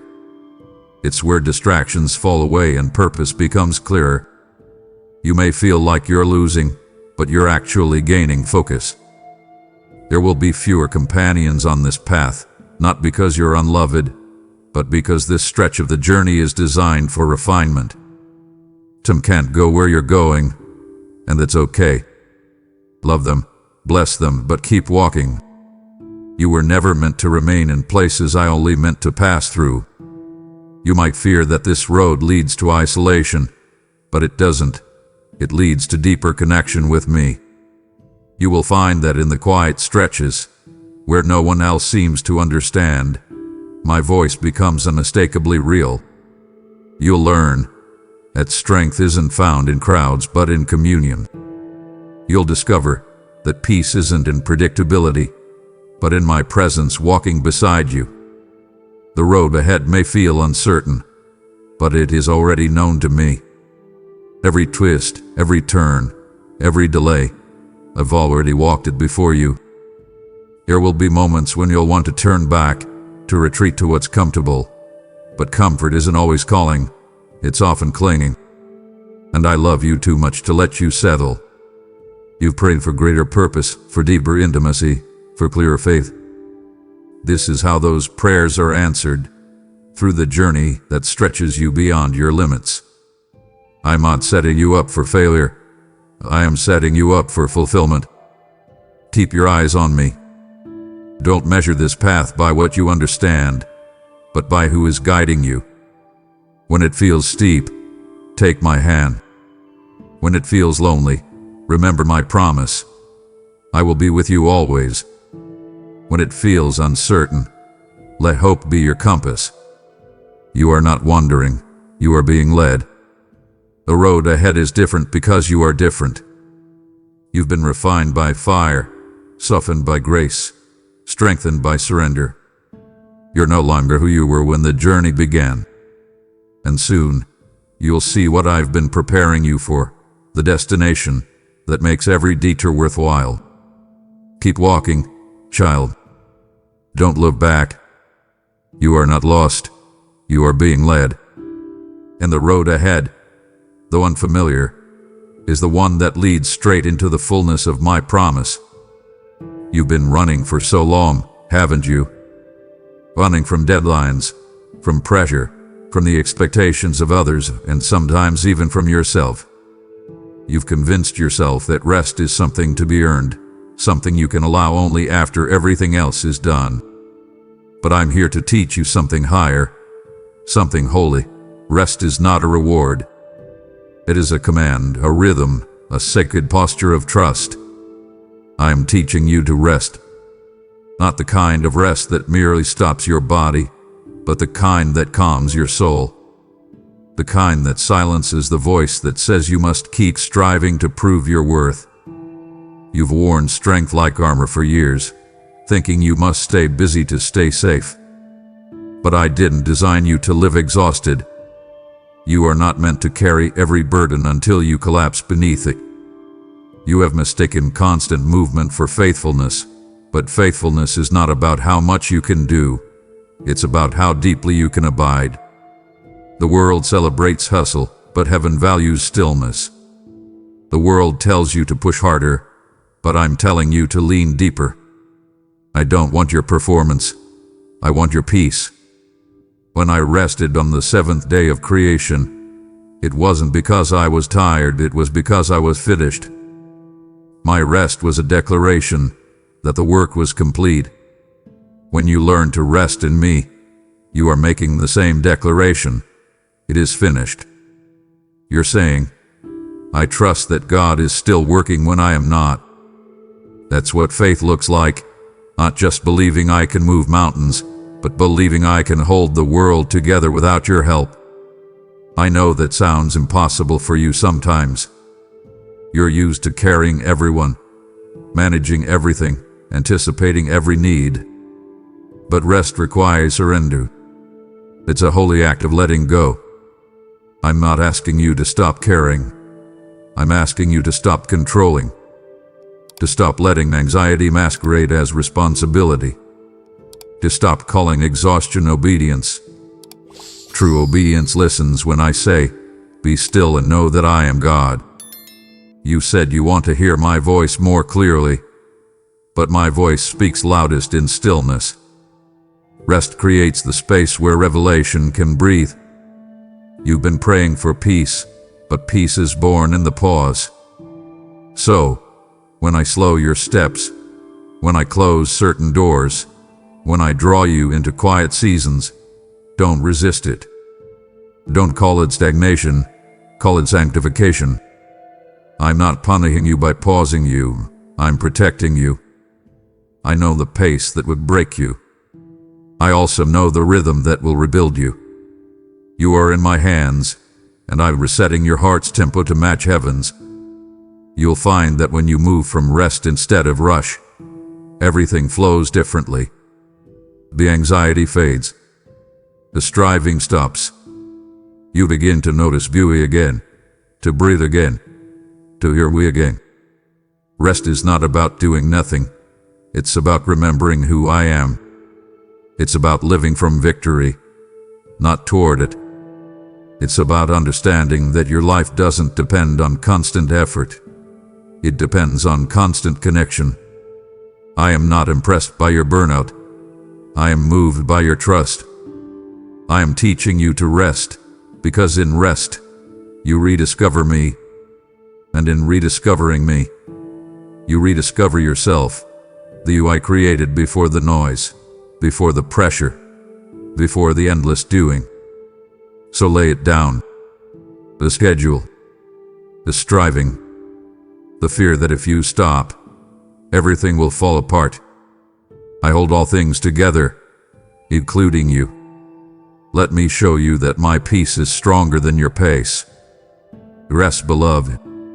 Rest until striving feels foreign and stillness feels familiar. Rest until you remember what joy sounds like. Rest, not because you deserve it, but because you're mine. You've been looking ahead with anxious eyes, haven't you? The uncertainty of tomorrow has been whispering fear into your mind. What if this doesn't work out? What if I fail again? What if I lose what I love?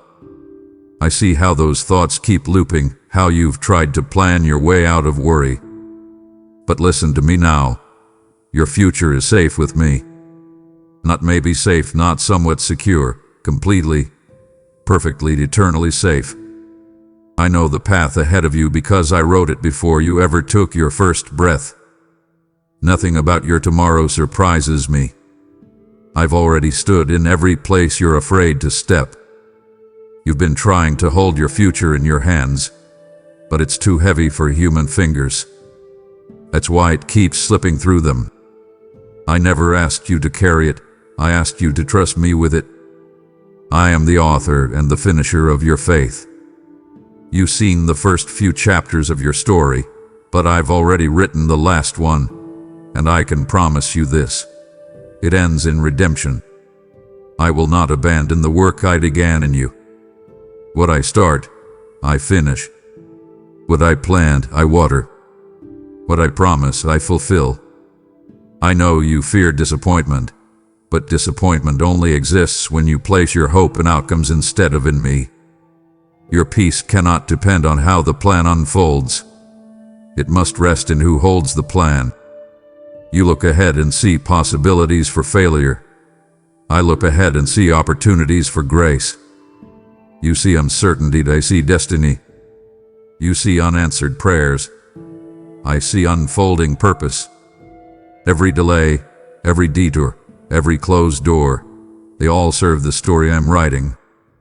You think you're waiting for me to move, but sometimes I'm waiting for you to stop worrying long enough to recognize that I already have. I go before you. That means I'm already in your tomorrow, arranging what needs to align. I'm softening hearts you haven't met yet. I'm clearing paths you haven't walked yet. I'm preparing provision for needs you don't even know you'll have. You only see a few steps ahead, but that's all you need. because I am in every step beyond it. You don't have to see the whole map when you know the one who holds it. There will be moments when fear rises again, when circumstances seem uncertain, when people change, when plans fall apart. But even then, nothing slips out of my control. You will never lose something I cannot restore.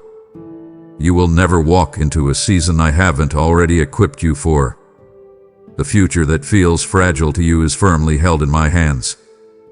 So breathe. Stop rehearsing every possible outcome. Stop assuming that every waiting season is wasted time.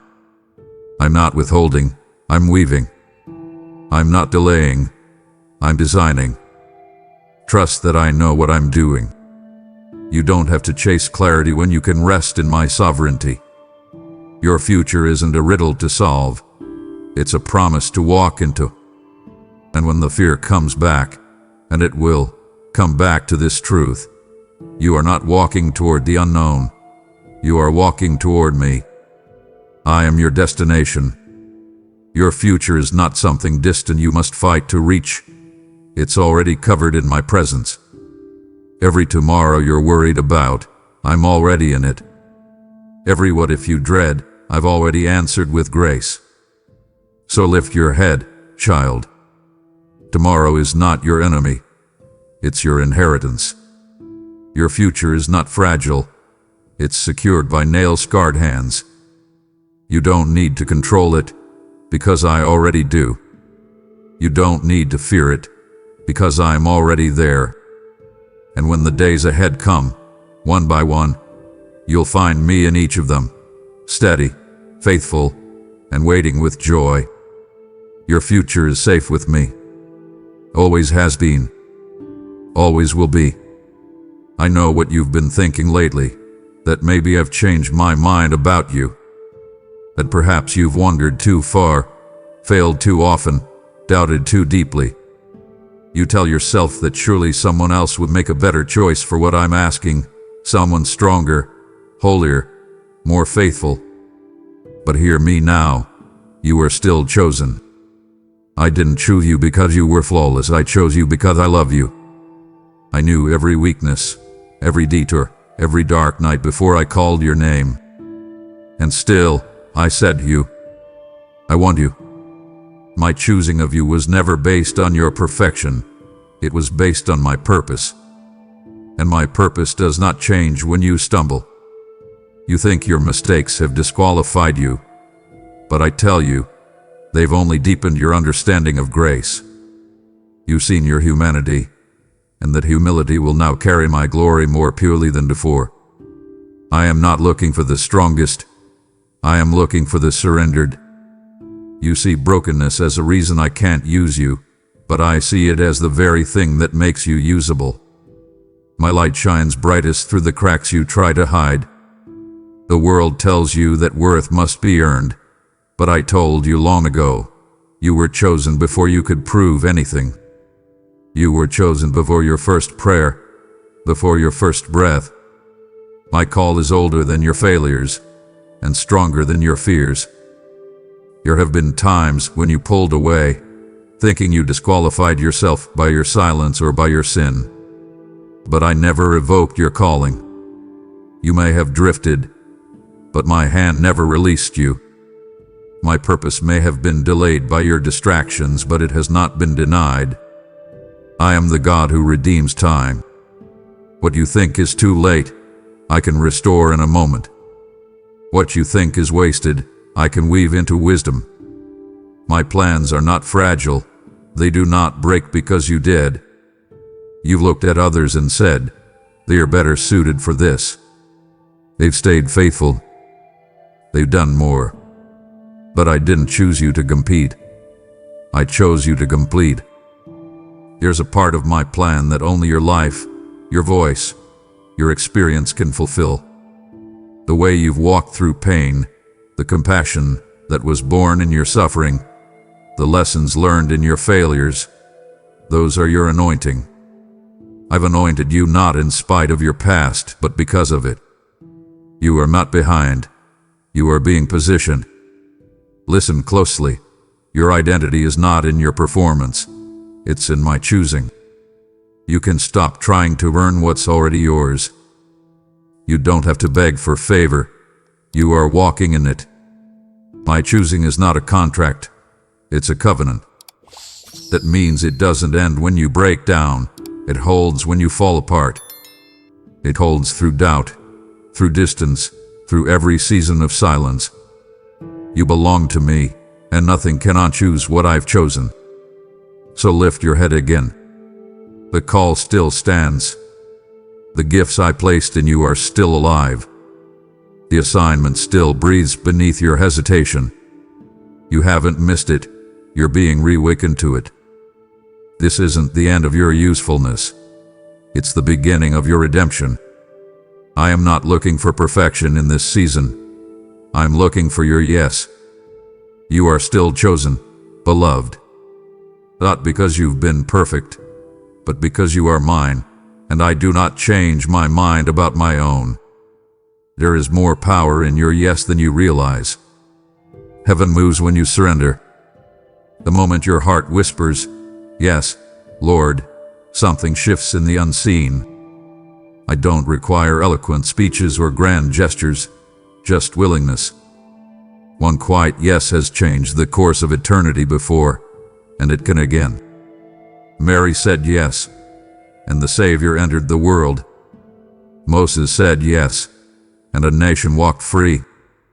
Peter said yes, and the church began. Each of them was unsure, afraid, imperfect, but their yes made space for my power. You are no different. I am not waiting for your qualifications. I am waiting for your cooperation. You've been asking me to show you what's next, but often the next step doesn't appear until you say yes to the one in front of you. You want full clarity, but I work in obedience, not certainty. You say, "Lord, I don't know how," and I say, "You don't need to. Just trust me." Every time you say yes, you are building momentum in the Spirit. You are declaring that my will matters more than your fear, and that declaration invites miracles. When you say yes to me, you give permission for heaven to invade your ordinary. You underestimate the weight of your surrender. It may feel small to you, a prayer whispered, a choice to forgive, a decision to trust. But every yes echoes through eternity. It releases angels into motion. It silences hell's accusations. It realigns your destiny. Your yes unlocks doors that strength alone never could. I don't need you to be fearless. I just need you to be faithful. The power is not in your ability. It's in your agreement. You say, "But Lord, what if I fail?" Then I will teach you. What if I'm not enough? Then I will fill you. What if I can't handle what you're asking? Then I will carry you. Don't let fear make you hesitate where faith is meant to rise. You've waited for a sign, but I've already given you my voice. You've asked for confirmation, but I'm asking for trust. Your obedience will be the confirmation. You will see my hand only after you take the step. Sometimes your yes will cost you something. It may cost you comfort, approval, control. But everything you surrender, I replace with something eternal.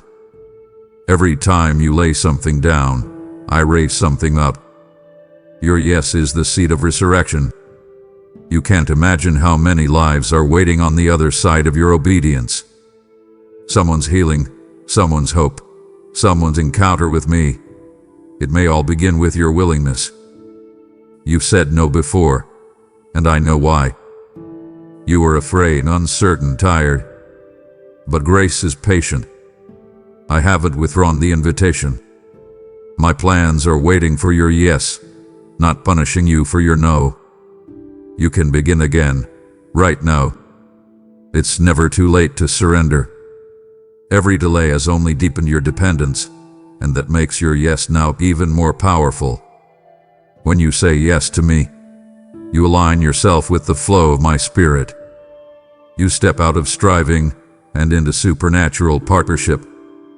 You will find that doors open more easily, that peace follows more naturally, that clarity comes quicker, not because life gets easier, but because your heart gets lighter.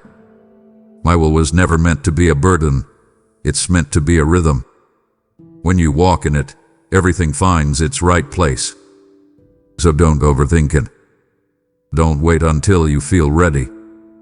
Just say yes. Whisper it through your trembling. Say it through your tears if you have to. Let that one word become your act of worship. You don't need to see the whole path. Just take the first step. Heaven will handle the rest. There is power in your yes, beloved. Power to move mountains, to shift atmospheres, to fulfill promises. Your yes is the key that unlocks everything I've prepared for you. And I am waiting, not with impatience, but with joy, because the moment you say it, everything begins to change. Can you feel it, my beloved? That subtle stirring inside of you, the one you can't quite name but can't ignore either. That's me. I am breathing life again, into the places that grew cold, into the dreams that went silent, into the heart that forgot how to hope. You've walked through a long season of numbness, where faith felt like memory and joy like a story someone else was telling. But the season of survival is ending. I am awakening what seemed dead. You thought you'd lost your fire, but I never let it go out. I only protected its ember until the winds of grace could fan it back into flame. And now, those winds are moving. You've been waiting for some dramatic sign, some outward change, but the miracle is already happening within you. The breath of my spirit is reviving what pain buried. Every sigh you've released in exhaustion, every tear that fell unnoticed by others, I've gathered them, and I am using them to water new beginnings. The very soil of your sorrow is where new life is breaking through. You thought the silence meant I was gone, but the silence was my incubation chamber. I was breathing beneath your stillness, reshaping your strength, preparing your heart to carry what's next. You remember when I breathed into Adam and he became a living soul. That same breath has never left creation. It still moves through every life that yields to me. Right now, as you sit here reading these words, I am breathing into your spirit. I am reviving your courage, resurrecting your peace, stirring the dreams that fear tried to smother. You thought the story had ended, but I am the author who writes resurrection into every chapter. My breath doesn't just restore, it recreates. There are things you buried long ago, telling yourself, it's too late. I've missed my moment. But I am the God who redeems time. What you thought was over, I am reawakening. What you gave up on, I'm giving back. Only this time it will be purified by purpose. The dreams that once drained you will now fulfill you because they'll flow from rest, not striving. I am breathing life again. Not the same life you had before, but one more grounded, more peaceful, more aligned with who you truly are in me. You'll start to notice it in small ways at first, a laugh that feels lighter, a prayer that feels more real, a morning that greets you with unexplainable calm. That's my spirit. That's new breath. I am restoring your rhythm after seasons of suffocation. You will breathe again without the weight of anxiety pressing on your chest. You will live again without bracing for loss. You will move again, not from fear but from faith. I know how long you've carried weariness. I know how many times you've told yourself, I'm fine, when your soul was still gasping for air. But I've never been fooled by appearances. I saw the fading before you admitted it. I felt the ache behind your smiles. And that's why I'm breathing life again.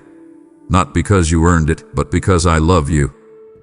My breath is your second wind. It's what will carry you through what's ahead. So breathe deeply now. Let my presence fill you. Let the old pain exhale. Let the new peace inhale. You don't have to make this happen. Just receive it. You are standing in the middle of resurrection, whether you realize it or not. What once was broken is becoming beautiful. What once was lifeless is beginning to move. I am breathing life again, and everything dead that still has purpose will rise. You've forgotten what real joy feels like, haven't you?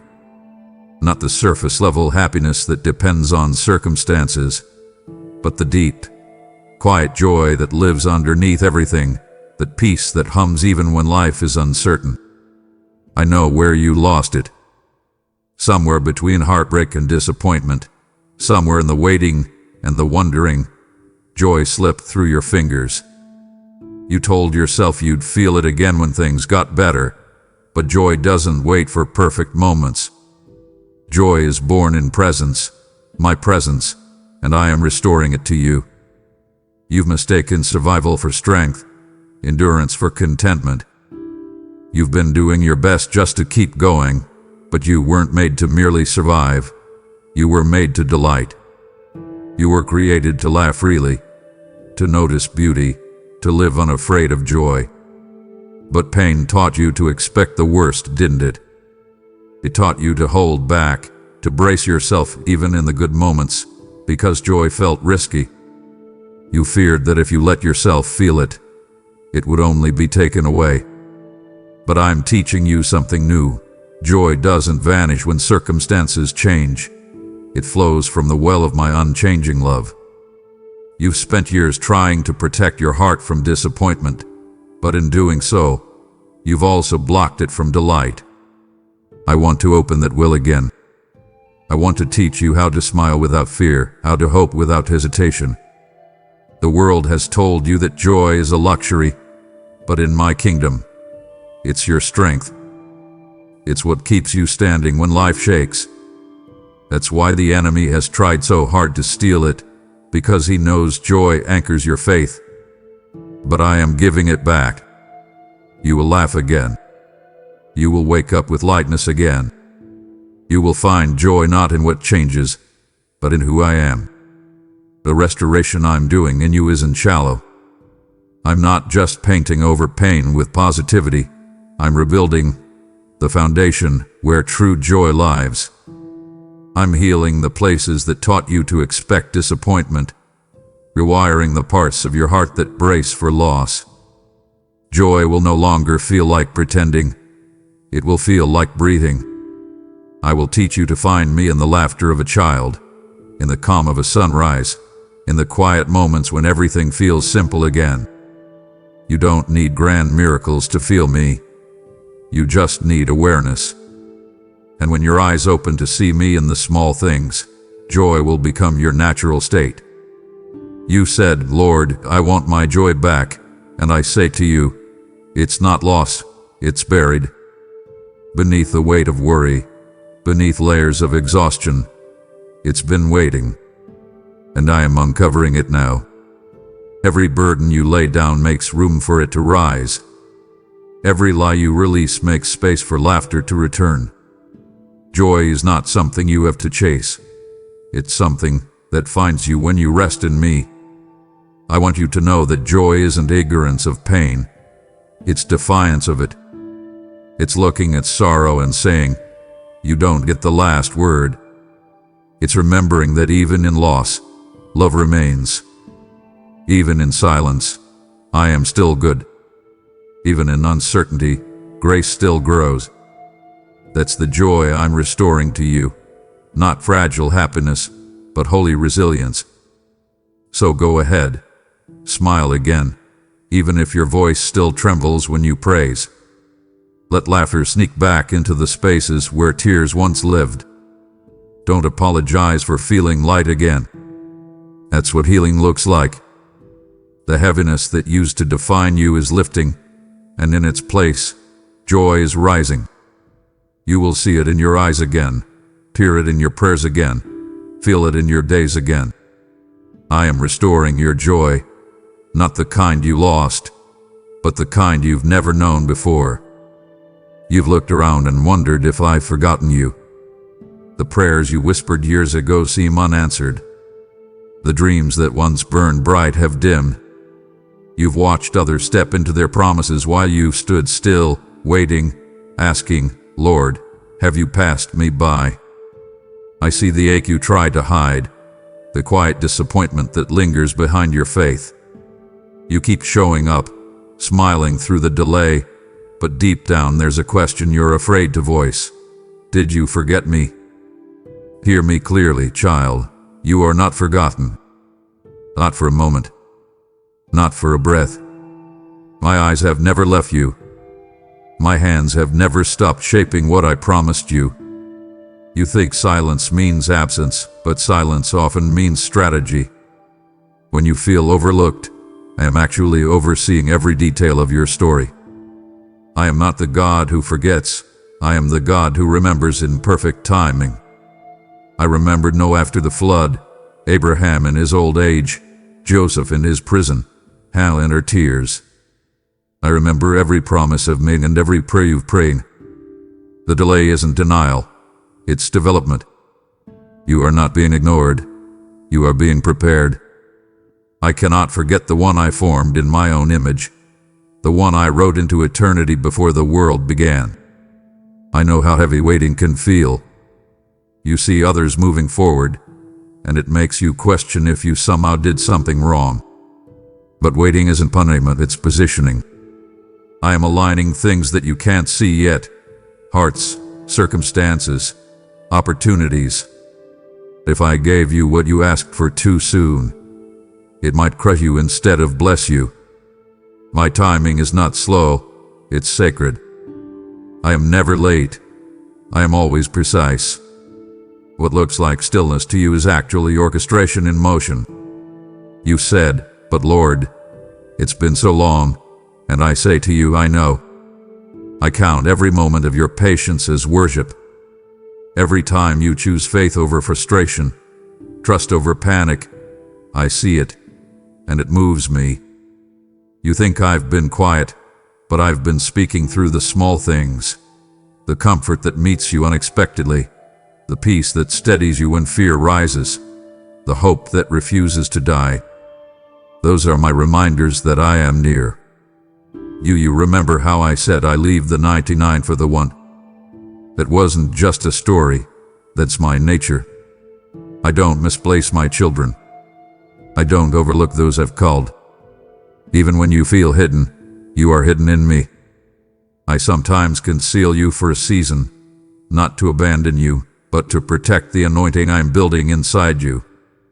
The greater the calling, the deeper the preparation. And the deeper the preparation, the longer it sometimes takes. You are being refined, not rejected. There will come a day, soon, when you'll look back and see how my fingerprints were on every delay, every detour, every unanswered prayer. You'll see that what looked like silence was actually my mercy, guarding you from what wasn't meant for you. You'll see that I was never late. I was waiting until the moment when everything would align perfectly, when you'd be ready not just to receive the blessing, but to carry it well. So lift your head again. You haven't been forgotten, you've been remembered with purpose. The story isn't over, it's unfolding. I've written your name on the palms of my hands. I could no more forget you than I could stop being who I am. Trust this, I am faithful. I am intentional. I am near. And when the time comes, the doors I open will not just make up for the waiting, they'll reveal why the waiting was necessary. You are not forgotten, beloved. You are being remembered into fulfillment. You've been searching for me in distant places, thinking I'm somewhere far away, in the heavens beyond the reach of your prayers. You've looked for me in churches, in moments of worship, in signs and wonders, hoping to feel something tangible. But what if I told you I've been beside you this whole time? Closer than your breath, closer than your heartbeat. I'm not watching you from afar. I'm living within you. I am nearer than you think.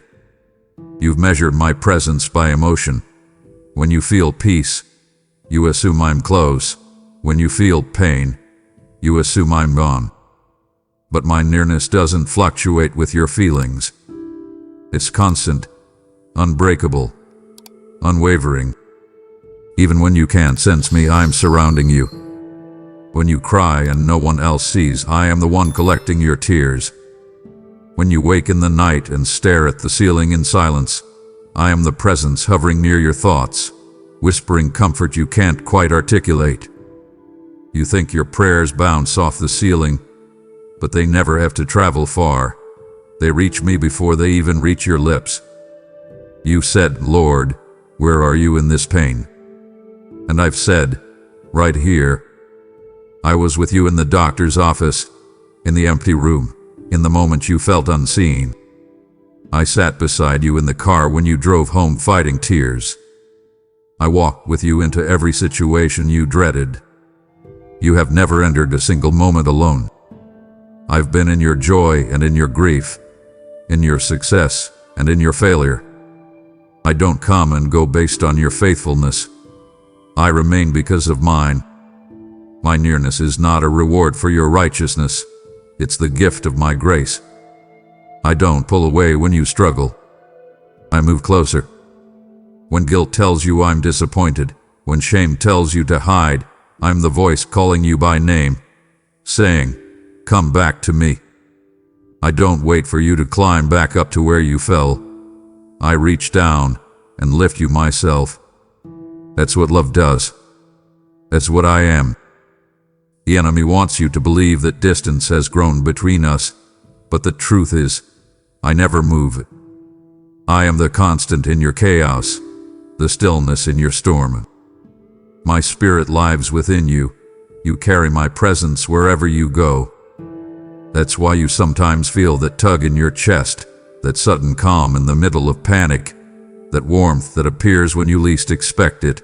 That's me reminding you I'm near. When I say I'll never leave you nor forsake you, I mean it literally.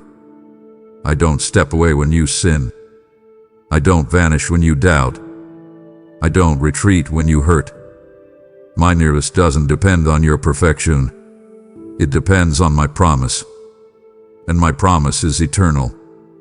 I am Emmanuel, God with you. Always with you. So stop searching for me in the distance. I am not hiding behind clouds or waiting in the future. I am in this very moment, right where you are. When you breathe, you inhale my presence. When you exhale, you release my peace. You don't have to chase me, you only have to notice me. The more you become aware of me, the more you'll see that I was never far. And even now, as you read this, I am leaning close, wrapping you in a quiet assurance. You are not forgotten, and you are not alone. I am nearer than you think, nearer than you've ever known. You don't have to reach for me, beloved. I'm already holding you. You've come to the edge of something, haven't you? You can feel it. The quiet sense that a chapter is closing, that something in you has shifted, that what once fit no longer does. You've been standing in the in-between, unsure whether to mourn what's ending or celebrate what's coming. But I want you to hear me now. This ending is not your failure. It's my fulfillment. It's not loss. It's transition. Every ending I allow is only the doorway to a greater beginning. You think you've reached the conclusion of your story, but I see the prologue of something brand new. You've outgrown certain seasons, and it's time for resurrection. I know endings scare you. They bring questions, uncertainty, the ache of goodbye. You cling to what's familiar because it feels safer than the unknown. But I am the God of endings, just as I am the God of beginnings. When I close a door, it's not rejection, it's redirection.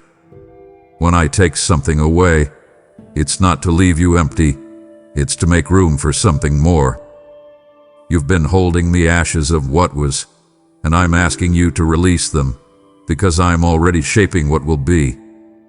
Don't mistake my pruning for punishment, it's preparation. I cut back what no longer bears fruit so that new life can grow in its place. You've been walking through changes you didn't choose, through seasons that ended before you were ready. But what you call endings, I call evolution. You're not being erased, you're being rewritten.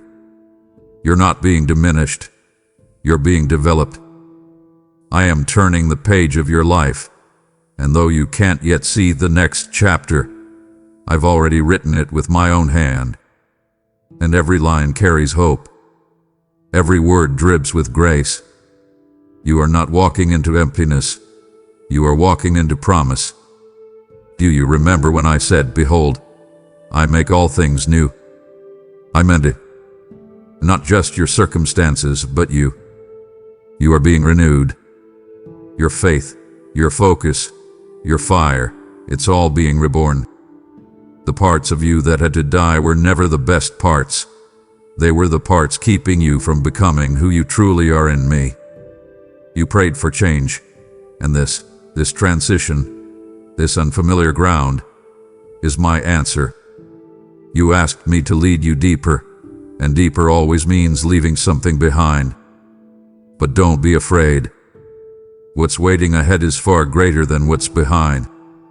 Look back for a moment, not with regret, but with gratitude. Every season, even the painful ones, has served its purpose. The people who left, the doors that closed, the prayers that seemed unanswered, they were all woven into a design that led you here, to this threshold, to this moment where endings meet eternity and new beginnings are born from surrender. Nothing was wasted. Nothing was for nothing. I used it all to build in you the strength, the humility, the compassion that the next season will require. You've asked, "Lord, what if I fail again?" But what if you don't? What if this time you walk not in fear, but in freedom?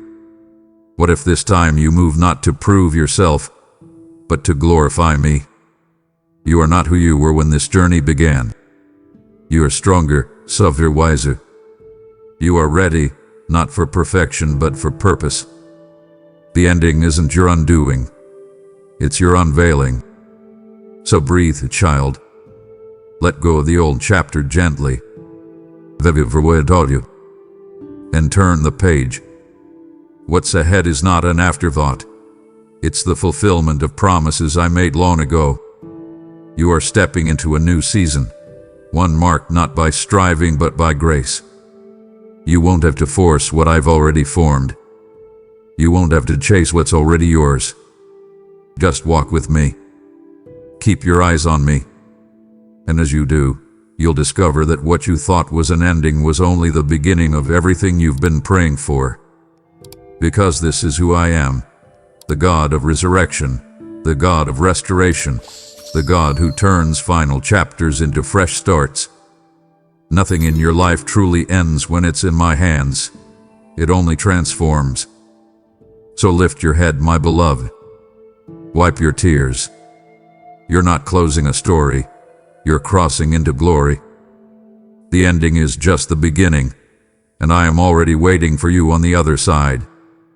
Amen.